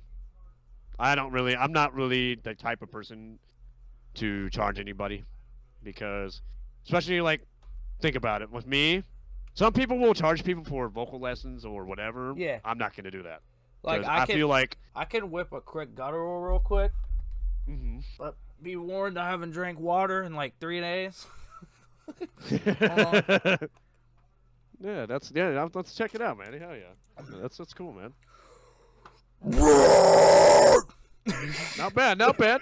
Hey, I used to sound like that too, and Well, that's not. are using. Here's my advice for you: keep doing it. Practice every day. Keep Yeah. doing it. Well, Use- that's that. What I learned from Joe and several people is using your tongue and also your diaphragm. Use that, and you do exhales. Yeah. Don't do inhales a lot because inhales can. I've been told. Some people told me that inhales can fuck up your voice if you're not using your diaphragm. And also, don't do what I do every day on my streams, where I doing vocal streams for 45 hours. Don't do that. Oh Do yeah. it for like an hour or two. I just wing it because my chat, like whenever people get me hype and get me going, I'm just gonna go full send because I vibe with energy. When I feel a good vibe, good time, I'm just gonna go crazy, because that's what I'm about. Like when it comes to live shows or doing songs for you guys, when we play songs for you guys, I want to make sure that you guys feel the passion in that because I want you guys to feel that. Know that I care a lot about everybody that supports us and myself, and I'm there to have a good time, and Yeah. give you guys something to look forward to every time. See, Like, My thing You with know. gutturals is I can't really do them. Now, if you ask me to do like a hard, I'd have to stand up, and I don't feel like fucking standing up right now. Well, with doing vocals, you can either do Hardcore, it sitting or standing. You know. hardcore for me has been actually the easiest thing to learn, because Mhm. like as I was talking to the guys from Watcher, they were like, dude, you Mhm. have to purposely fuck up your vocal cords for it to sound good, because beat down and shit, it's supposed to be like grimy, and your voice is going to be a little bit Yeah. more raspy, but at the same time, like, it's going to sound fucking good. Like, you're just Yeah. It's just all about practicing every day. yeah. Like a lot of musicians will tell you, but like a lot of people that are bigger than me, and other people that been in longer than I have, that shared some experience. Because I'm taking notes from every. Make Yeah. sure like, hey, I learned this lesson, and just do what they like. A lot of people will tell you, because like some people gotta just take that note and just do it. Because some people I seen some people give up, and I'm like, don't do that. Don't. Just keep doing it. Because like I've been trying to do this since 2008. And I'm still learning. I'm still trying to better myself, and I still think I'm not good. I still Yeah. think I'm trying to Like- improve myself. I still need to, Like because I still need to find my tone and my sound. a you know? quote from my therapist: "You're your own worst You're your Yep. own worst critic," and that's the truth. And that's Mhm. I think if people were a lot easier on themselves, you know what I mean, it wouldn't be so hard. But at the same time, the metal scene is very good and It's open very arms, harsh too. but people are also very opinionated, and That's which a is- good thing, though. which is fine. That's what I like, is Yeah. having feedback. That's because I take everyone's feedback and I utilize it, and that's what it's about, man. I take good or bad and be like, hey, like whenever and somebody tells you if this is good or bad, I'm still gonna say, hey, thank you for checking it out and giving Yeah. feedback. Because at the end of the day, I'm still getting the support, good or bad, Yeah. from it. From Yeah. their views on it, and that's what matters, is learning from it, bettering yourself, improving it, and making sure, hey, eventually that person's gonna enjoy it. That's because at the end of the day, as long as there's one person that's enjoying what I'm doing, or what me and my brothers in the band are doing, or what me and other friends are doing together for other projects that I do in the future, that's what matters. That's what is important. Is that as long as one person is happy and smiling about it, that's all I care. Yeah, You and know? that's all that matters, because you got to think of it as Yeah. not everybody's gonna like what you do. Not everybody, and then there's gonna be people that like what you do. There's gonna always be Yep, people that exactly. don't like what you do. And at the same time, you just gotta say fuck the people that don't like what you do, and Yeah. pay attention to the people that like what you do. Yeah. Because at the end of the day, those are your supporters, and those people like what you do, and those are the people that matter. Because at the end of the day, there will be people that are going to be negativity or Yeah, throwing hate, and I'm going to throw in an example with Twitch from this, because I learned a lot of things about that through Yeah. Twitch. Is Twitch will have some people that will come in and be shitters, or do something to really piss you off, and I learned over the years, so like, I should not just give them any attention. That are Yeah. that are people that are always going to be negative. yeah, I need to focus on the people that are being positive, and focus on that, and focus on the good thing, not give people the attention, because at the end of the day, I realized, and a lot of people in the bot squad really helped me out with that too. Maybe like realize like what I have. What did Is you put very- in chat? Bold? What the What fuck? did you do? I see it. There's a Shrek. That's so good. Do you I need to make that as a command for. Oh my god. Do you know? Okay, you know who Volvadenia is, right? Yeah, great band. I you- discovered Volvadania through Fit for an Autopsy. Do you know? I discovered that band his for them. the lead vocalist other band. It's like a real long ass 25 letter. Yeah, band. the Random Letters. Yeah, it's a very hey, interesting Bald. band. I need you to do me a favor. I need you to put the pronunciation for that band's name in the chat, and I'm gonna read it off out loud. Okay. I'm intrigued how you would say this. 'Cause it's hard for me to even like. That's what I love about the music in the whole entire general. When you see interesting band names, and it's very cool.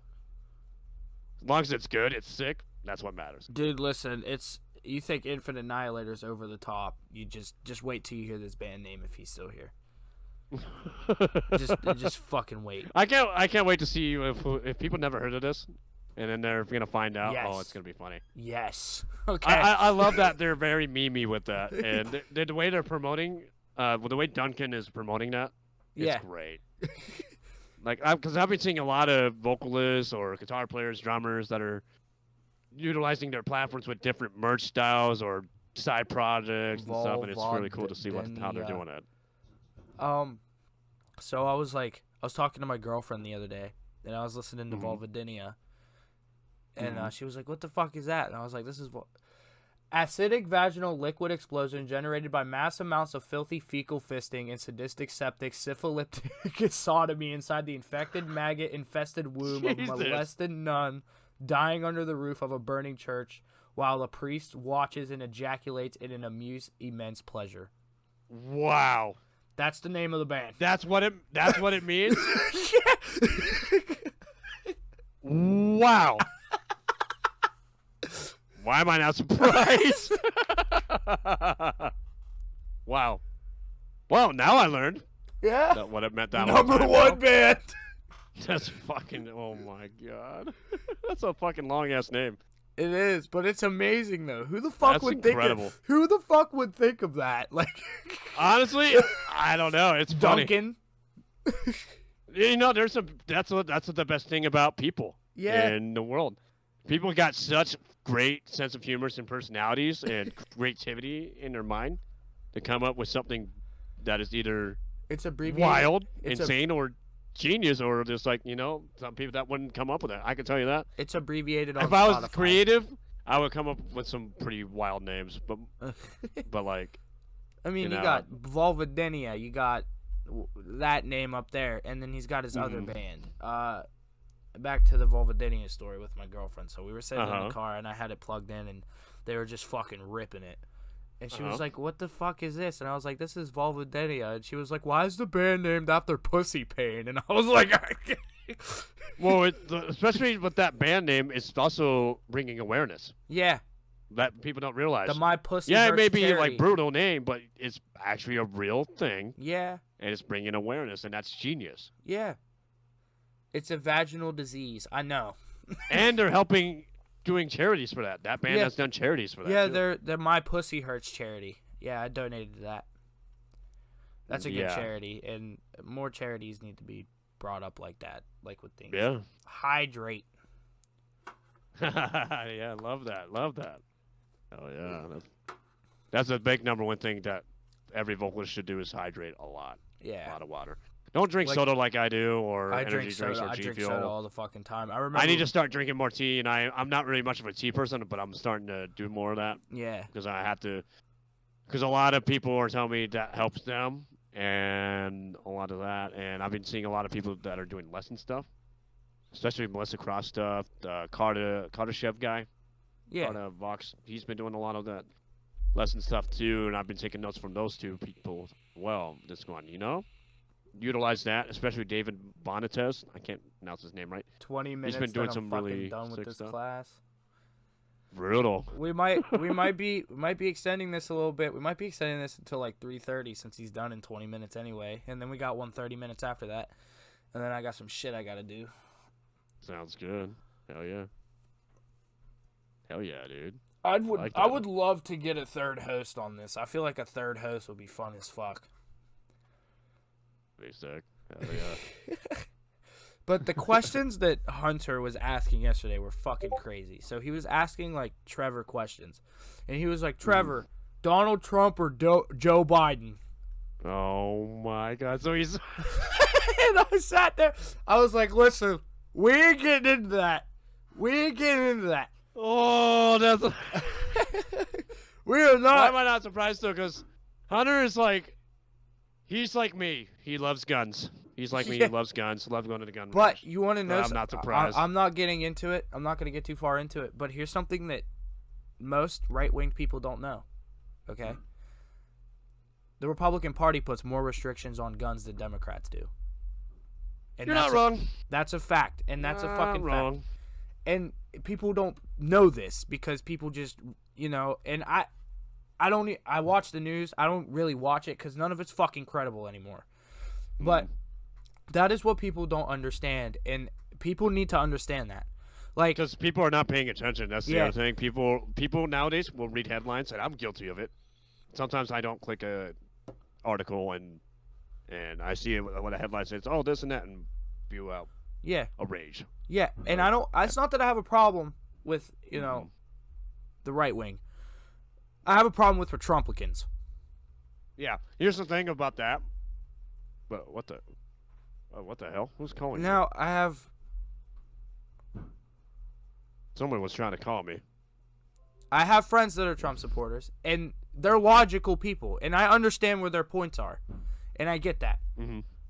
But I don't support the Trump supporters that fucking tried to ruin democracy. I don't. Yeah. Well, it's my like, bad. Here's the thing about Not democracy, a democratic The thing republic. is, like, people are people, man. Yeah. You know? Yeah, But at the end of the day, you can't change that. From yeah, and that's just my view. and that's fair. And like, I don't agree with the government. You know, Yeah, I can understand. that shove. I don't agree with that either. I don't agree with people shoving politics down people's throats.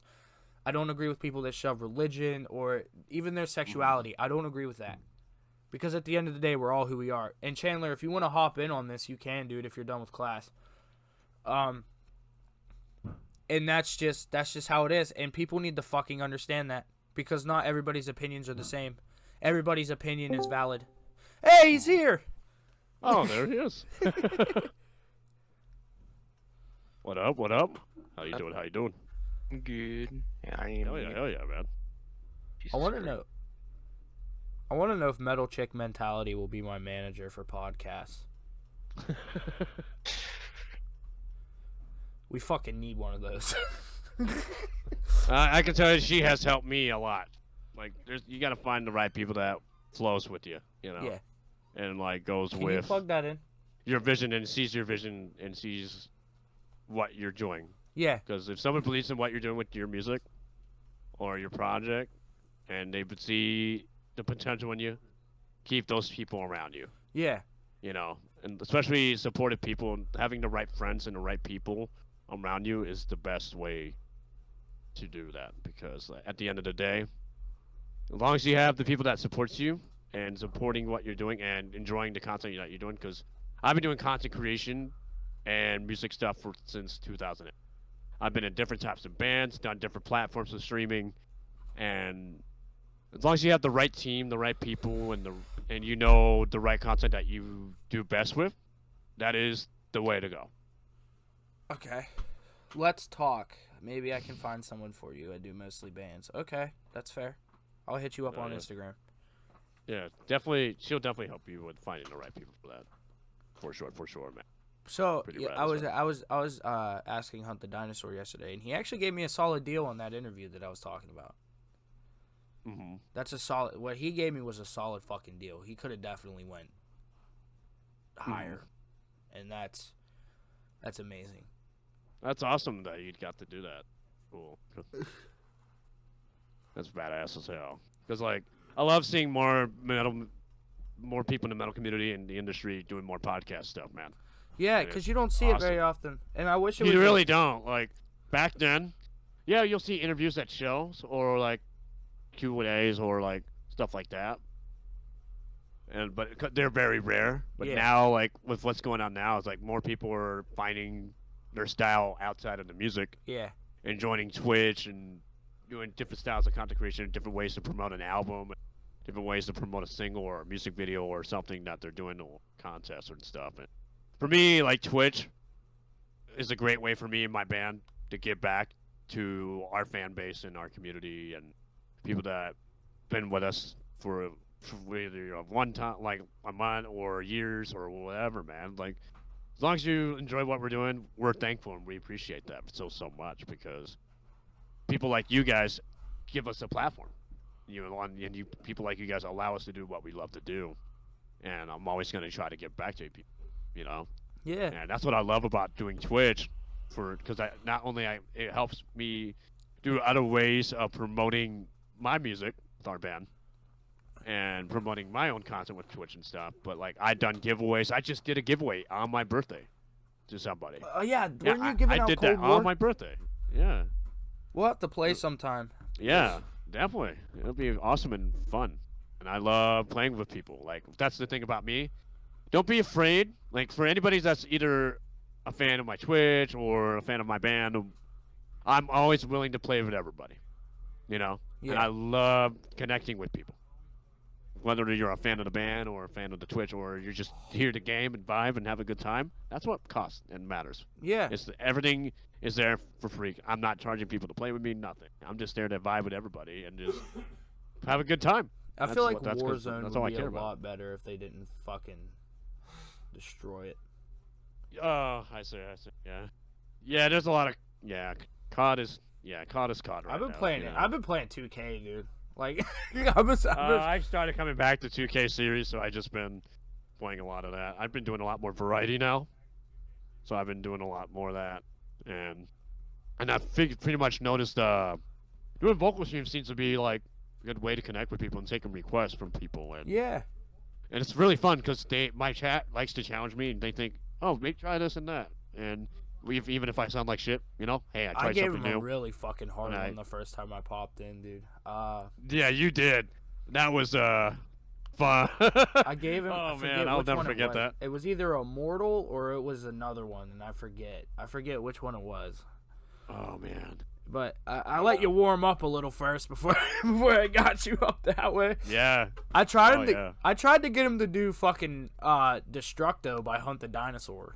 Oh, that song was so fucking hard. Hunter's vocals, like, there's some vocalists out there that are just tough. Like, there's some people out there that are just so gifted that you Yeah. just can't. Like, I like what he does with it. Like, it's, you know, and I can't wait to get him on here because I feel like it is going to be an interesting interview. With the way that he was yeah. asking questions in the fucking chat yesterday. Oh, fucking hell. No, you don't even I wish you were here for the live thing because, listen, this man was like, your mom, dad, and sister, you gotta fuck one, marry one, and kill one. And I'm like, okay, whoa. Holy shit. That's the thing about Hunter. my He's such an interesting fella. I love it. I love it, though. You know, Just like Trader's vocalist Tyler, he's such I want to a get him on here too. funny dude. Like wanna- his personality is just so interesting, especially Joe and a couple other people. Like I met a lot of interesting people from I would love to get them different on variety here. of styles of stuff. I would And love to get them on here. You know, and that would be awesome. But it would have wait till to you be, meet Joel. Once you meet Joel Cupcake and Dan Fonts, and you vibe with those two together in one room on a game, it's a whole fucking different ball game. I would love to interview them. Oh, Chandler, I don't know if you saw my text, but I posted episode 1 on YouTube, but I privatized it. So, by the way, Oh, yeah, I saw it. I don't have a link, but the King's Den YouTube channel's up now. So, Oh, nice. we're uploading Hell yeah, on hell YouTube yeah. now too. That's sick, man. Rad. Definitely, that's a good way to pump some content from Twitch out there too. We Not also many got people the are doing that. Instagram page and the Facebook business page, courtesy to Chandler. Everybody fucking Nice. some coronavirus emotes in the chat for Chandler. Hell Um, yeah. Sick. That's badass. Hog. yeah. Nobody has the Hog Champ emote yet because it's tier 2, but You'll get there eventually. Like, just keep doing your thing, and you're gonna grow something very awesome and sick. And I like what you guys are doing because like it's very sick as fuck, you know. And you guys really found your calling and niche with that, and that's a good thing. Just keep with that and keep rolling with it, you know. I told him we could only get bigger from where we're at. Exactly, and that's what it's all about. It's just you having a good time and vibing. Just Yeah, I mean, I told him I wasn't doing this just for like the clout or to get bigger. I'm doing it for fun. Like that's the main goal. And if I make money from it, that's fine. You know, Oh, I don't yeah. require it. You know, just you guys taking the time out of your day, like vocalists, whether it's the vocalists or the any person of the band, or it's the chat or the viewers. You guys are taking the time out of your day to come watch it. That's all that matters to me. yeah, and- yeah. You know what I mean? And then, but like one thing that I'm gonna say is if once I start making money on this, the interviews will get a lot better because I'll have a lot better choices to choose from, and Yeah. that is one thing that I want to go by. Hell yeah. That's awesome. Man. You're doing great with it. Honestly, I think you guys are doing great. And I really am honored, thankful that you guys have me on here. Yeah, for Really sure. Of course. Because it's such a cool course. thing, and I was really grateful. And telling my community that I was doing this is really cool, and seeing a lot of faces that I recognize that are Here. from the community that are hanging and watching, which is very awesome. And I'm glad they're enjoying it, and I'm having a good time myself. So yeah, man, big salute to you guys for that. So yeah, man. You know, you can only get bigger from here. You know what I mean? And Yeah. that's Exactly. that's not what matters. But That's getting bigger is positive. definitely a goal. Keep that positivity in your head. Yeah, and getting bigger is definitely a goal, but it's it's not a requirement. You know what I mean? Because not every day's gonna be perfect, and like that's how I like treat every day. It's like not everything is gonna be perfect, especially for me doing a live setting on Twitch, because it also helps me prepares for shows and stuff too. Since we haven't done shows in 6 years. This band has actually went on a hiatus for a while, and the bandmates did other projects. My drummer does reggae bands now too. My other guitar player, Andrew, he was in Fiend. He did some of that. He did a lot of different beatdown projects and deathcore projects. Dude, beat down so And he's sick. been doing this stuff, and now that we're back, it's like it's back kind of mind blowing painting. because we've been a band since high school, Okay. like since 2008. We've been utilizing a lot of our music taste that we were influenced by in MySpace days. A lot of deathcore and death metal band, Mosity, Black Dahlia, Oceano, or Whitechapel, or there's another band, All Shall Perish, As Blood Runs Black, I will just to name a few. right back. Yeah, no worries. No worries, man. Ooh. Are they making a comeback? Happen. I can't remember. I think they are. Okay, that's what I I thought. think they're writing an album, if I remember. Last time I talked to Greg was like a year and a half ago. Yeah. And I know the last time I was talking to them, they were writing an album, but not sure what's going on with them lately. They were posting yesterday that it was 10 years since it Divided, whatever it was called, came out. Wow. Oh, Can you imagine? God. Like, there's some albums out there that are so revolutionary, that are just that old and shit, and just makes you rethink, like, shit, man. Okay. Crazy. Just like how Acacia Strain's album was that had Nuke in it, whatever the fuck. Oh, Wormwood? Yeah, Wormwood, that's it. I think that's marking close to 10 years. I think that's coming for I think them. it's been over 10 years already. Yeah, it's crazy, right? Oh my God. Yeah. Like, just think about that. Like, a lot of bands, like the Boys in Trivium, yesterday was Ascendancy's 14-year birthday for that album. 14 years. And I'm like thinking to myself, geez, am I really that old? Like, has it really been 14 years since that album? And I'm 28. Did I really listen to that back then? Yeah. It's honestly crazy. And the other thing, I love noticing that the metal scene is bringing back vinyls and physical copy CD collections again. Because the digital age now, Spotify, Tidal, and all that shit is taking over big time now. And a lot more people are starting to realize, yeah, the bands need more the revenue, like all the big Make sure you bands. subscribe with Prime to help my hooker addiction. Oh my god. I need to figure I'm out. glad my mom's not watching today. Dude, his mom was watching yesterday as I was answering questions about whether I'd fuck my. Oh, Jesus Christ. She sent me the screenshot of the three of us in the Discord call. And I'm like, oh shit. It was my little sister who was watching too. Oh my god. This is not a family-friendly podcast. I'm like, oh shit. And I asked her, I'm like, did you hear any of that? She's I like, can't imagine how you guys nothing. were feeling. I didn't hear anything. Oh, I shit. was, oh my god. My dad watches. My dad's one of my moderators. He's the, and he watches all the time. He doesn't give a fuck. Man, that's funny. I can't imagine you guys' minds going like, oh shit. Well, we told Chandler, me and Trevor told Chandler's mom we loved her, so it's all good. as long as you tell your family members that, you're good. Yeah. Trust me, man. Exactly. Keep those that you love around you, friends, family, people that you tour with, like tell them that you love them every day. Show them that you appreciate them, man, because life is crazy, man. Life is a fucking mystery. And you never Listen, know, man. here's the thing. That's why you live every day like it's your last. That's just how I do it. Like, here's the thing: is nobody in my family is gonna die. Here's why: they're all mean and fucking old, and they're Italians. And you know who's scared of Italians? Jesus. You know who's also scared of Italians? The fucking devil. You know why? Heaven's scared they'll take over, and hell's also scared they'll take over too. So here's the deal. This is I mean, it's mainly Italian genes because Italians have good genes. You know, Italians live pretty much for fucking ever. Like, that's it.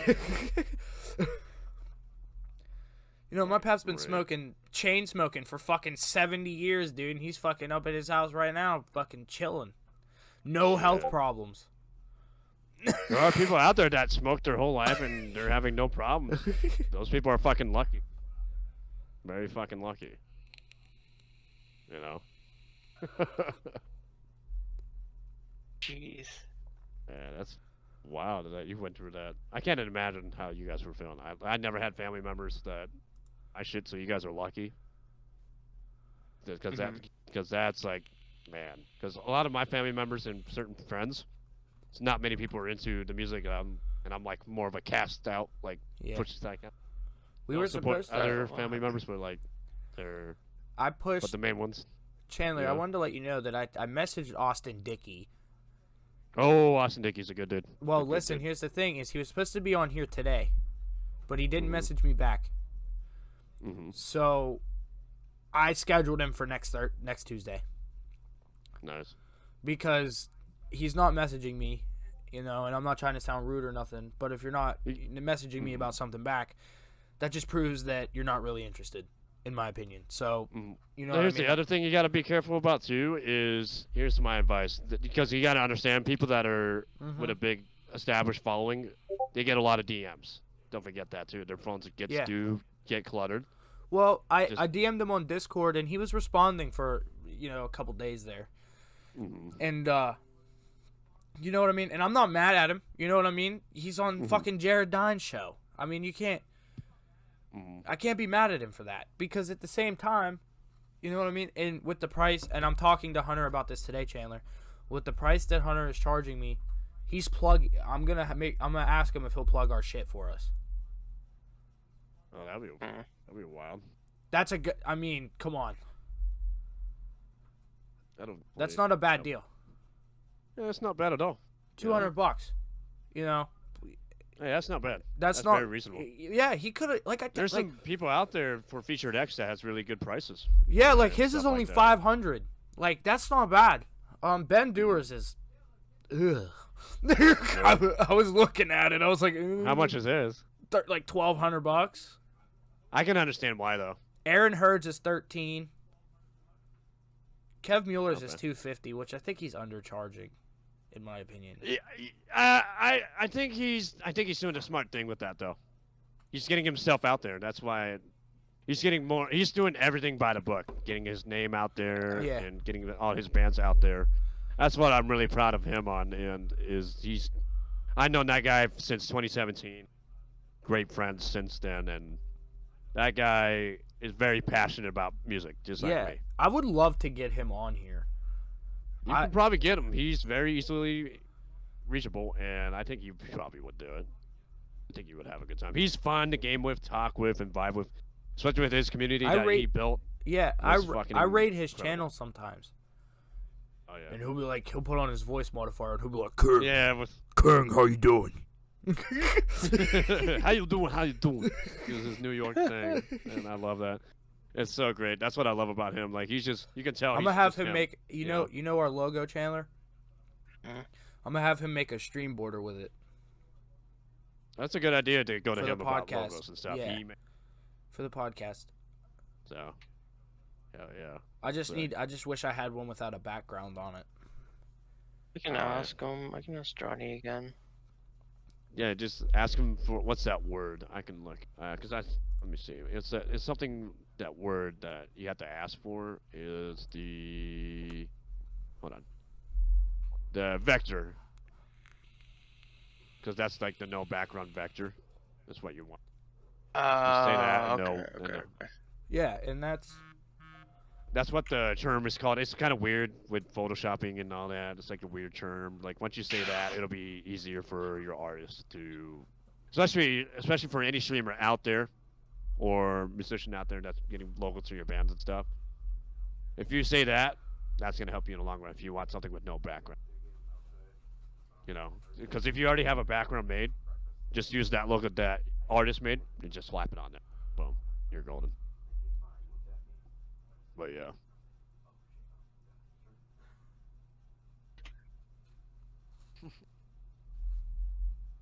But yeah. Sorry about Oh shit! I did not You there, sign King? on. yeah, I'm good. I'm just reading a text message. Oh, you can. Okay. Gotcha. No worries, man. Like, did he die? Hello? Yeah, I thought his internet ripped for a minute. No, Not gonna lie to you. I have real bad ADHD, so when I'm like focused into something, like it gets bad. What in my world? I feel you. I don't blame you. I don't take any feel meds that. for any of the mental illnesses I have or anything, dude. I'm just raw dog in life. Yeah, just going with the flow and just just winging it. I have feel so that. many that they all like even each other out. Like Yeah. Feel that so much. Let's see. I did not log out of Zoom. we were gonna use Zoom for this, but I feel like Discord's a better place. Yeah, each different of those platforms. It's always determined. Yeah. It really depends. I was gonna use my main Discord server since it's boosted, but then I was like, I don't want people bothering these guys, so I made another one. Yeah, which is smart. It's very smart, just having doing that because that's a good way. Because you never know people. Yep. But at the end of the day, as long as you're doing the right thing, with that, and make sure that's protected and all that. Yeah. Oh. Yeah, like I'm protecting the artists that's like themselves. Yep. Because people are gonna have fan moments. If they recognize the Discord name or something, they're gonna be like, "Oh my god, he's in the Discord server." Hell yeah. That's sick. I want to do one with Ghost Main. Oh, man. God. That would be a sad ass interview. That would be. Man. Oh my That's a god. feels. That's a feels. Big, Doing big with feels. movements. Full movements and cry the whole interview. Duo with That would be me. My Chemical Romance, and they're just fucking sitting there cutting themselves on stream, like just. Oh jeez. When I was. They're like singing the Black Parade. Nice. I love that band now. I do too. They're a very good band. Let's get Bring Me the Horizon on here and ask why Ollie's still doing vocals. That'd be a steady. I think he's doing it because he loves Well, it. That's a good note taken from. That's a good example about that from trying new things. Yeah. Bring Me the Horizon is such a wow. Their sound and evolution over the years. God damn. Just knowing that they wrote fucking Suicide Season album and going from that to fucking Sempiternal and the Ammo, whatever the fuck. Ammo. Like, it's called Throne. Throne was a great album actually when they did that album. Yeah. Throne, I really liked it. Like, yeah, they still had that Bring Me Horizon sound. They still Yep. had that identity, and that's why I loved it. Because like, hey, that's Bring Me Horizon. I still can recognize that's Ollie, that's the whole band doing their thing still. We're going for a different try. But like for me, like that Ammo album and that new one they put out, it just wasn't my thing. It just was like, I get what they're doing and I respect it. Thank you Yeah. for fucking agreeing with me. Because It's just like I'm all for like evolutionizing your sound and trying new things, but for don't me, go I too just, far with it. Don't go too far Yeah. with it. I felt like, from my view of it, like I just felt like I'm all for artists trying risking things and. It's But 38. like, if you're gonna push aside your identity of what your band is, to me, I feel like it's a turn off. But then again, I'm not a full-time musician, so anything I say is like, not gonna like Yeah. change things. Or, I don't think my opinion will change anything either, and that's not the point. But it's just my opinion, Everybody is Right. allowed to have a valid opinion. You know what I mean? That new Architects fucking hits though. I like what Architects did. I really liked it. I don't know why that album is getting a lot of shit from people because like it still had that Architect sound. It's just he's doing more different styles of fry screaming on the certain Yeah. parts, People and need like to he's doing more understand cleans. that vocalists get older. You know what I Yeah. mean? And And they have They're- to do stuff. Like look Yeah. at Matt Heafy, for example. He had to Yeah. do surgery because yeah, he's been winging it for a lot of years, and he sounds great even better now. He's been doing Melissa Cross stuff and all this stuff he's been doing. Howard Jones. And like Matt Heafy does streams every day. He does techniques for streaming, so he doesn't damage his voice every day. He'll do like a half vocal, like not too full on, because like he saves it for the shows. And a lot of people give him shit for that because, which I don't know why. Like people don't understand. Like musicians like that, like people like that, like they have to maintain their voice because it's their main revenue, it's their livelihood. Yep. Like they don't want to destroy their vocals or whatever, any of their equipment, because that's their life. All right. You know, I want to get into a topic, which is Okay. slam. glam. Slam. Oh, slam. Okay, gotcha. Slam bands that need more recognition. I'm gonna name like 5 off the top of my head. Okay. Cranium, Ooh, that's a good. Devourment, Ooh. Development definitely needs more. Yeah. Epicardectomy. Ooh. Okay. I'm trying to think of the other ones. Gore Guts. Yeah, Gorgas definitely needs more. I And feel like they're very Here's underappreciated. here's a fucking wild one. Amputated. Ooh. 5 right off the rip. Yeah, But- honestly, you kind of took the words out of my mouth a little bit. Not gonna lie to you. Not gonna fucking lie to you. That's kind of crazy, honestly. I know my knowledge. And That's good shit. That's awesome about people that are in your age are discovering slams and metal. Like it's so sick to hear that from people. no, I always I'm not find it gonna cool as say. fuck. No, I'm not gonna say that I know everything because I don't. Because there's a lot of things I don't know. Yep. But- I'm the same. Trust me. But at the same time, you asked me about deathcore, you asked me about slam, you asked me about hardcore, some metalcore. I'm gonna tell you what bands I think are good, and I'm gonna give you a serious critique on it, because there are some hardcore bands that I don't think are good. There are some hardcore bands that I think are fucking phenomenal. I'm very biased, but at the same time, my biasy is what's making this grow as a community. Yeah. And Exactly. but I'm willing to interview anybody, even the most controversial fucking vocalist out right now. Which is not a bad idea, because like, hey, it helps you in the end, and Yeah. like it also gets some clarifications on that stuff, and which is not a bad thing. Yeah, some people say don't risk doing that because it might hurt your image. Sometimes when you're doing what you guys are doing, sometimes you got to do what you got to do to get Because yourself out there. I want to Think get about it. CJ on here because I want to know what actually fucking happened. Because people need to know. Well, Because that video that he released was the most bogus evidence I've ever seen in my life. Here's what all I'm gonna say is, I know some things that there's some people in our industry that know some shit that from your guys' standpoint that don't know. Let's just say it's not a good thing. That's all I'm gonna say. Okay, so we're not interviewing CJ McCreary.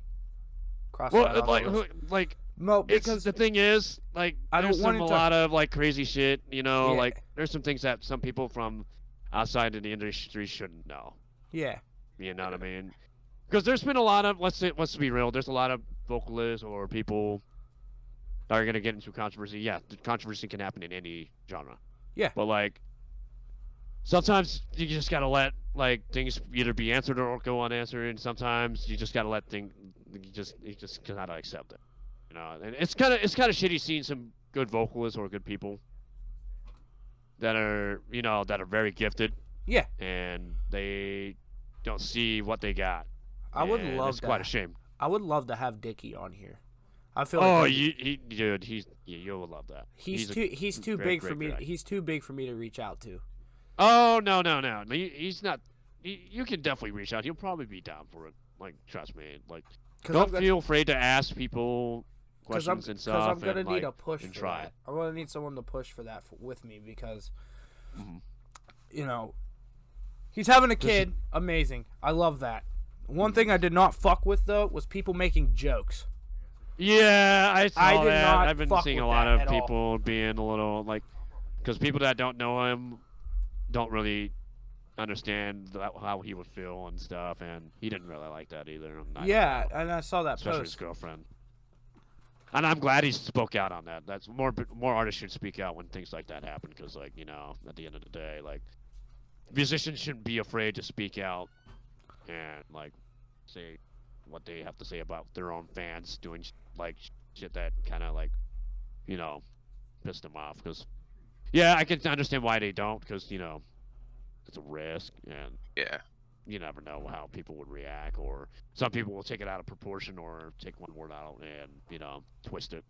That's the other thing about like nowadays with the media now and stuff like that. Like you just gotta not be afraid to speak when you say what you say, and that's all it is. Just not be a shitty person. That's all you gotta be. It's just don't be a shitty person. That's all you gotta do. You know, it's not that hard. It's very easy, very simple, and we all make mistakes. We're all humans, but at the end of the day, it's like you just gotta be at least a decent human Like, being. one thing that I give the Acacia strain props for, Mhm.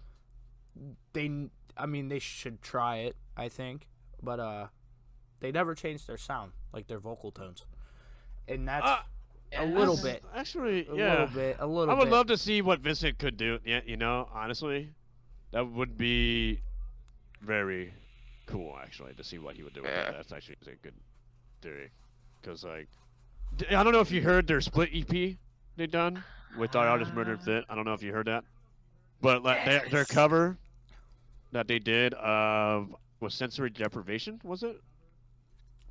I can't remember. Back. Because I found it very cool that Vincent did that.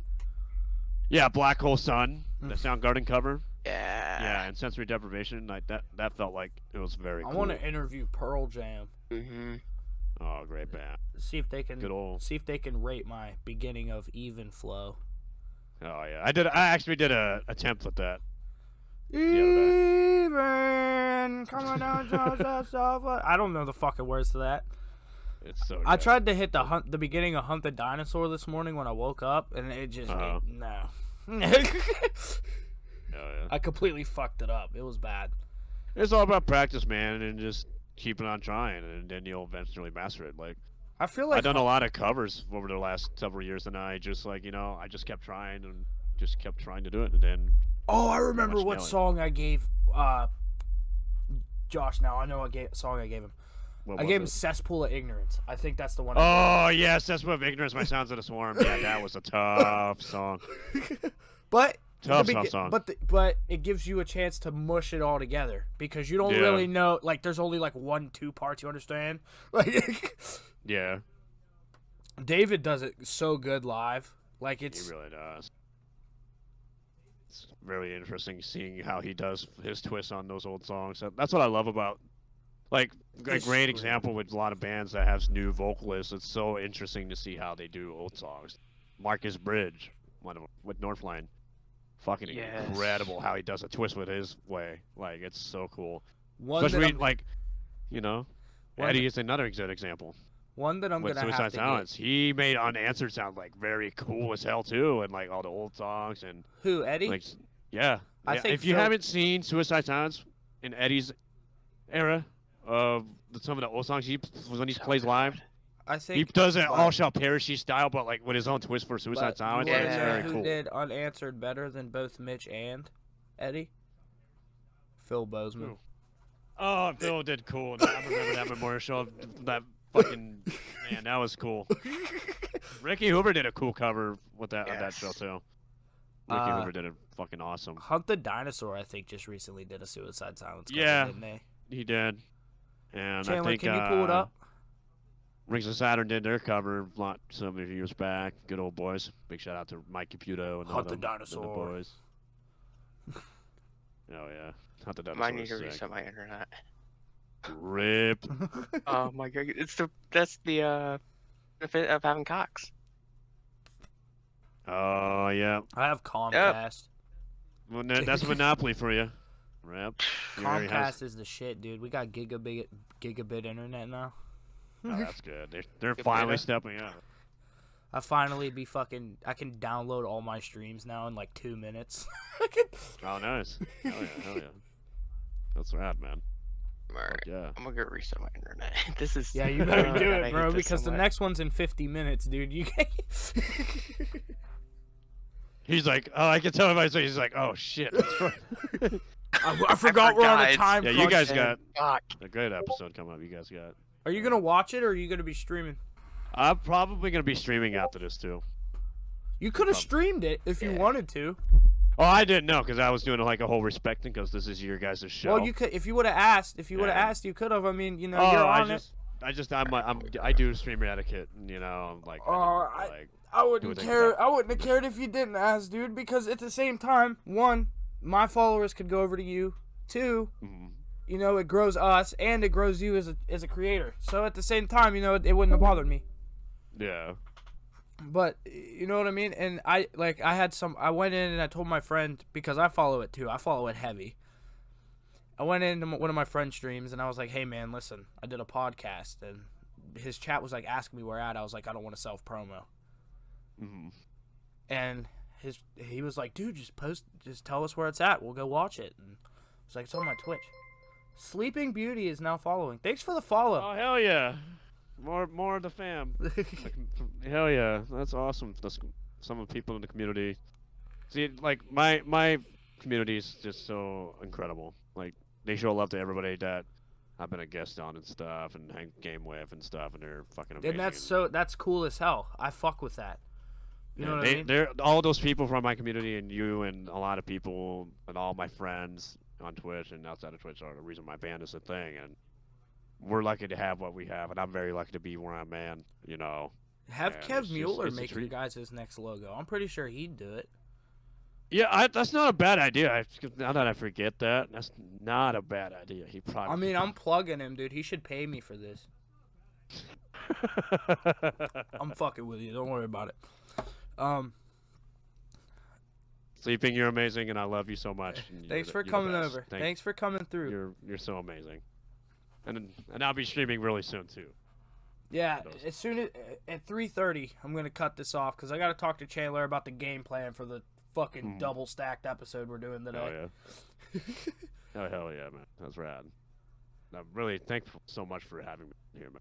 Yeah, Really. of course. So it's been a blast, man, and it's a learning experience for me too. You know, so 'cause Gotcha, I'm probably gotcha gonna do this a warmed lot up. more often for other people in the future too. So I it's got you it warmed also up. helps me get my feet wet, you know, into it, you know, that kind of deal.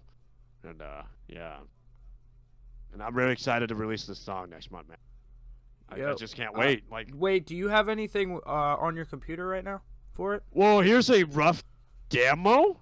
Like, Let's it's show not it. the Come final on. product. Chat, hype him up. Come on. Let's show it. Let's show it to the stream. Let's go. It's not the final product or anything, but hey, I could tease you guys some shit. It doesn't matter. But like, You don't even 'Cause- have to if you don't want to. But I'll show you guys a little something. I can do that. coronavirus emotes. Yeah, here. Let me 1 sec. You know, just for you guys. I'll give somebody that. I always show my stream this, so some of the people from my community that are here probably heard some of the unmixed, like very. You might- very you raw, might have like, to unfinished stuff. You might have to stream it through Discord so we can. Oh yeah, hear no it. worries, no worries. I can definitely. Give me just a second. Metal chick, metal chick. I'll definitely be hitting you up after this. So Hell yeah. if you can keep your phone on you. You don't have to if you don't want to, but. Sleeping, you guys are all amazing. Huh? The community's rad as fuck too. So here,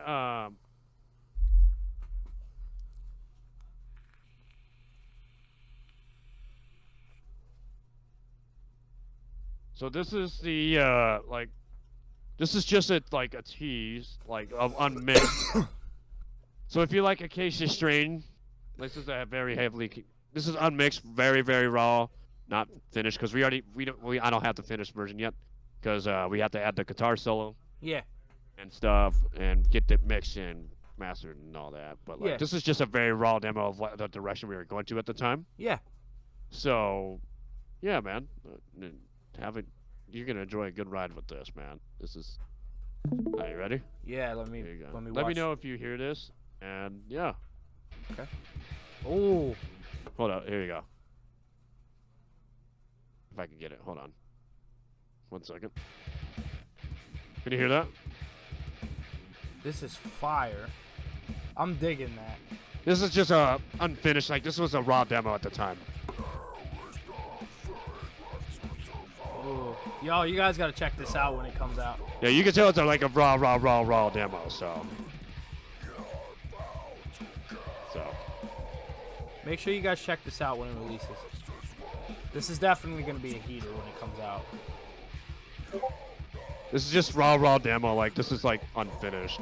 This version. But once you guys hear the finished version when we drop it next month is sick.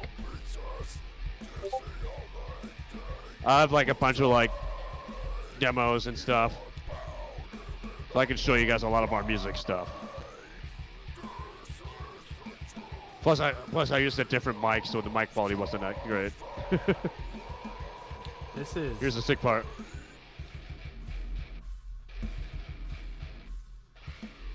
So you'll notice in the final version that is when it's mixed and mastered, like you'll notice some parts different and stuff. And I even changed. This upcoming part got changed, by the way. So this is rough. This part, I changed that. So there won't be highs on this. This was just an idea, stuff we were running with at the time. This is I was cool. like, you can see why I scrapped the high part though. Yeah. When you hear the final version. They need a little, constructive criticism. Need a little bit of work. You know what I mean? This time, because at this time, we were like, this raw demo was like ideas, like what should we do with this, and like at the time. That all this like the whole lows and stuff like I went with the lyrics got changed, drum parts got a little bit changed, guitar solos added, and you guys are gonna see a whole better version of this, right? This other one though, let me give you this though, Grave Lord. Hold on, let me find it. And here's another raw demo of Grave Lord. Very Acacia Strain like. Raw demo, super raw. My question is why don't you guys use Dropbox? That's a good idea. I don't know why we don't. Probably should. See, isn't this sick? This is so dope. This is a raw demo. Here's a cool riff right here, this part. I have a question for you. I don't mean to interrupt this, but did you see that Beyond Deviation track that's coming out with 400 vocalists? Oh, I have not heard that. No. You have not heard about that? It's just going to be one big ass gang vocal. That's what everybody's assuming. We're definitely going to be having some gang vocals on the album. I can tell you that right. I remember when Tyler Shelton covered Zodiac. Oh yeah, and Zodiac he did was Zodiac, and he was just like vibing to it. He covered Super Beast too. That was funny as hell. I can also show you guys old stuff too that we've written, of finished songs, from stuff that were unreleased, with a different era. If you guys want to hear what we have done in the past. Are you guys cool with that? Yeah, I can definitely. Yeah. This is all. So I have pre-pro stuff that we. So this is also. Hold on, let me go switch screens here. Hold on. I'll show you some of our old stuff rewritten. I'm gonna stop watching the stream so that way your emails don't get out or anything. Oh no, you're good. You're fine. Nothing's important in there, anyways. So I didn't want this your, is like, the Pornhub premium account shit to get. So we wrote this. This is called Revival. This is an intro. Ooh. What program is this? iTunes.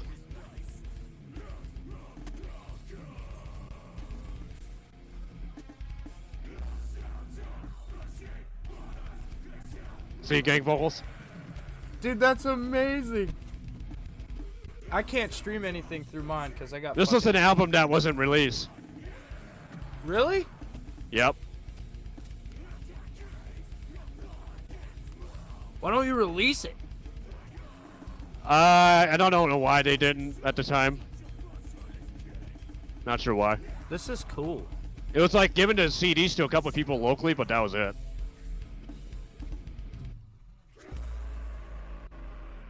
So this next song is called Restraint.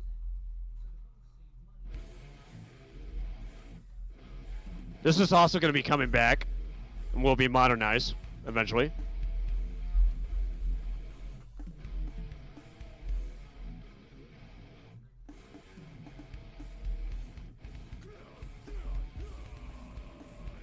Very moshy. Very. Before we get off here, I want to show you guys the stuff that I listen to on a daily basis. Oh, hell yeah, dude. I feel like you guys are going to dig it. I could also be wrong. I don't know what the hell happened there. My apologies. Did you leave? The wrong button. I hit the wrong button on accident. I am so sorry about that. Oh, you are good, duder. Okay. My apologies. Whoops. Awkward. So here is the stuff that I listen to on a daily basis. Ooh. Pittsburgh Cultural Trust has sounded the alarm about rising crime downtown. The trust says it's worked for decades. Oh, yeah, that's sick. A place where people want to go, and that recent violence is threatening to undo This is stuff right up my alley. Like, we have, like, a lot of live stuff, too, that you guys would love to hear. We have a live CD stuff, too, we have. Oh, yeah. Of our death metal, like, very death metal-y phase stuff. Back when we were in high school, we have stuff from that, and we had, like, pre-pros from stuff that was not finished, that I think I'm going to have them finished. Is my stream still up for you in Discord? It's up for me. I hear it. Fine.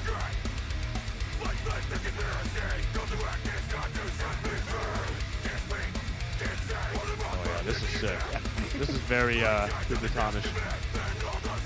This is Watcher. More like gang vocally, yeah. That is Watcher from Pittsburgh, Pennsylvania.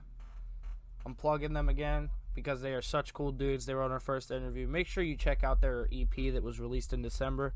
Also, look out for their EP coming out late summertime. Hopefully. That's rad. Hell yeah, man. That's sick. They sound great. I'm gonna have to look into those guys. Oh, for sure. They seem like they would be fun cats to play with. Oh, listen, they were telling the guitarist said he's gonna call us all a bunch of pussies and shit to offend people and everything, and I was like, I like this guy. Kind of reminds me of a Hatebreed show. That is one band I want to see live. Yeah, they're sick. I might see them on the Parkway tour with Knocked Loose. Ooh, nice. Knocked Loose and then Hatebreed. You best believe somebody's gonna get fucked up. Yeah, that's definitely gonna be a very wild show there. That's gonna be. I've always wanted to see Parkway Drive too, because they hardly come to the States. Amazing. That's another band that I should have mentioned there that were heavily influenced on us. Parkway's old school stuff. They were very fucking amazing. They were a huge influence on our guitar player Andrew quite a bit with some of the riffs, like on that song "Every Day After" a little bit, and "After the Burial." Another influence. Great band. Chandler better hurry up, dude. His internet's probably having major issues, which His I don't internet's blame probably butt cheeks right now. him. I just hope he's back before 4 o'clock, because we're Eastern Standard Time. Oh, you guys are Eastern? Gotcha. And our buddy is 3 hours behind us. He's in California, so. Ah, wow. So he's starting at the time that we started today. He's starting at 1 his time for our time. Oh, wow. That's rad. And then, like I said, Dickie Dine at Austin Dickie's supposed to be up on here. So hopefully soon. Hopefully I can get that arranged soon. I'd love to get Jared Dines on here. That'd be fucking. Yeah, that's not a bad idea, man. Did you hear that Howard Jones song that he made? I did. It's very old school kill switchy, but with a modern twist. I really liked Yeah. that. It was pretty cool, and I really enjoyed that. It's good to see Howard still doing this thing. Yeah, It's like for a sure, very great dude. vocals. I like Light I the always Torch. loved that. I want new Light the Torch, bro. I think they are working on it. They have to be. They probably When's are. well, I want new traders too, bro. I've been waiting on new. They are working on stuff. They're probably working a lot. Trust me, a lot of bands right now, especially us, we're writing a lot of music. Like we're trying to pump out a lot of music for you guys, especially a lot of people as well. Like, I've never seen traders live, but oh, you need to. I'm going Put to. that on your bucket list. Put that on your bucket list and see them. Because Great, I great missed bands. traders on that Acacia Strain tour, so I couldn't. Oh damn. I showed up after Left Behind and all the. Yeah, definitely watch them, man. They put out very cool stuff. They're very very energetic.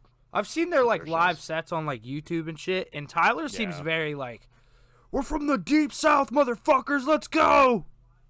Oh yeah. I'd love to get him on here, but Oh yeah. that'd be cool. Rad. Be a good way. Get yourself out there too. That's a very great idea. You're gonna have to see. I don't know who haven't you ever seen yet? I haven't seen Traders.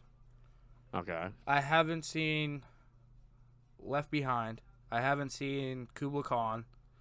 I haven't seen. Oh man.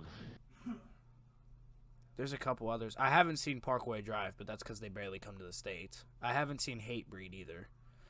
I haven't. You got it, man. They're great. All those bands are fucking incredible. I live haven't and- seen Dying Fetus. I haven't seen. Oh.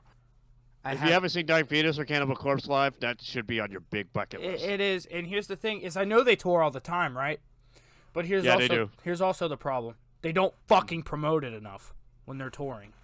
Because Really? Because for me, I seen them promoted a lot. I didn't, Especially Wretched. Not- Like Wretched is another band. not for the Pittsburgh fucking shows. From what I see, they're just like, oh hey, we're coming to if Pittsburgh. if you're not seeing promotions, that's on your promoter's side of thing. Oh That's yeah, like your local promoter's thing. That they're supposed to be putting that out there. Like they're running the venue and promoting. It's like they're running the whole that area. yeah, Make sure they're doing that. That's the thing that can also hurt a scene, is a lack of promoters not promoting your show. yeah. Even though the bands are supposed to promote it specifically, even though the bands are promoting it, but if your local promoters and your local venues are not promoting it hard enough, that can hurt. But at the end of the day, you just got to keep playing shows and just keep Like, going to that area. and if I start a hardcore band, it's not really like I'm gonna get big, So like a fucking 50 capacity venue with people fucking each other up, dude. That sounds fun to me. Shit. Oh hell yeah! Here's my tip for everybody out there that are starting a band or in a band. If you're doing shows, just play to have fun. Just don't even care about the numbers. Nothing. Just play, man. Just play and have fun and just vibe. It all and depends on your energy. let it all too. just flow. From Just- what yeah, that's like, the you big have- thing is energy and passion. If you're especially and if you're interaction. especially if Yeah. you're fucking opening, you have to go out there and you have to show the crowd that you mean business. Yep. Especially in certain places, because certain places That's are very the thing critical. I'm working on. Yeah, like if you were to ever come to Pittsburgh, like we love mosh calls. Like we Oh, trust me, I'm all about mouse calls, and I'm Like- trying to bring that back. Yeah, like Kyle Medina told us to Oh. kick each other in the fucking balls. I don't know why, but that's what he said. Slaughter fucking made a great. couple, but you can't really with Alex's deep Yeah. Russian accent. It's kind of hard to understand. Yeah. Ben Dewar didn't even fucking have to, but he did it anyway. Right. It's just all about having a good time. Yeah. Like that's for me. For me, Twitch is a great way to help me prepare for that. Because Yeah. especially I know Kev for me, Miller. it helps with me not be nervous either. Like Yeah. it helps with me trying new things and stuff like that. And it's fun singing my own band song on my streams too. It's so fun to do that and Yeah. covering everyone's favorite bands or my favorite bands, and I love covering it. Yeah. And it really helps build that attitude Yeah. when I come on stage. Because once we come back, once we start our first show again after 6 years, it's gonna be fucking. I'd love to talk to killer, Metal man. Chick about interviewing her. Yeah, that'd be cool. Yeah. Are you that'd still be here? dope. Yeah, she's probably still here. Yeah. That would be fucking sick. What Yeah, does she dude, do? Does she do things in Recoil and Horror? Like, does she play it? She is their band manager. All she is? Like she's their manager and she helps them, pretty much. Okay, that's cool. Yeah, man. I'd like to get Ian on here from Recoil and Horror. That'd probably Yeah, be good. definitely do that. Definitely do so. I'm friends with him on Facebook. Yeah, definitely hit him up and definitely do that, man. It'll be fucking rad. He's a good dude. Fucking awesome dude. He's like a brother. I'd also he's a love great to guy. get the guy Cody Harmon from Healer, which is a Pittsburgh. Oh metalcore man, band. Healer. I haven't listened to that band. Wow. God damn. I'd like to get him on here. There's this post screamo band that came out pretty recently. Man, I ain't heard of post screamo in fucking years. Yeah. They're called. We need more Lurch. post-hardcore bands to come back. We need that scene to come back. Yeah. I kind of missed that. I remember that was the post-hardcore, like post-rock stuff were a big wave during the 2011-12 Yeah. for a while, and I don't know what the hell happened. They just kind of, I don't know. It's good to see the Contortion is still doing their thing, so yeah, man. All right, brother. Is there anything you'd like to say to the people before we go? Yeah, so I appreciate you guys having me, and Of I course. appreciate you guys watching. And if you guys ever want to check out Rise from Your Graves music, you can check it out on Spotify and iTunes. And you can follow us on Facebook at facebook.com/Rise from Your Grave Texas, or Instagram as well, same name. And pretty much we'll see you guys at a local show hopefully soon in your local state near you or country near you. And if you guys ever want to play some games with me, you can check me out on twitch.tv/BashingSkulls. I like to play a variety of COD, of FPS shooters to MMOs and all sorts of stuff. And I do vocal covers, as you already know. I give him I hope- hard ones. Yeah. It's fun. And I'm really grateful for you guys having me, and I really appreciate thank you guys more than enough. It's been an honor and a treat. And definitely tell me some more bands that you guys think I should check out or play shows with. I'll definitely write that down for us. And yeah. And, I would check out for your if you're ever down for it, whenever you get the chance, definitely check out Pittsburgh bands because they're always looking for people. They're always looking for openers. oh, sick. Hell yeah. The promoters are very nice up there. They're very good people. Okay. Hell yeah, man. Well, depending on the promoter, I know Drusky Entertainment's pretty good, and I know a couple other ones. But yeah, guys, make sure you guys check out Rise from Your Grave. If you guys are still here in 30 minutes. That's cool because we got another episode in 30 minutes. My ass hurts, and I have to pee really bad. Josh, thank you for coming to the King's Den, the most unofficial podcast in the world. Thank you so much. Peace man. out. That's awesome. Take it easy.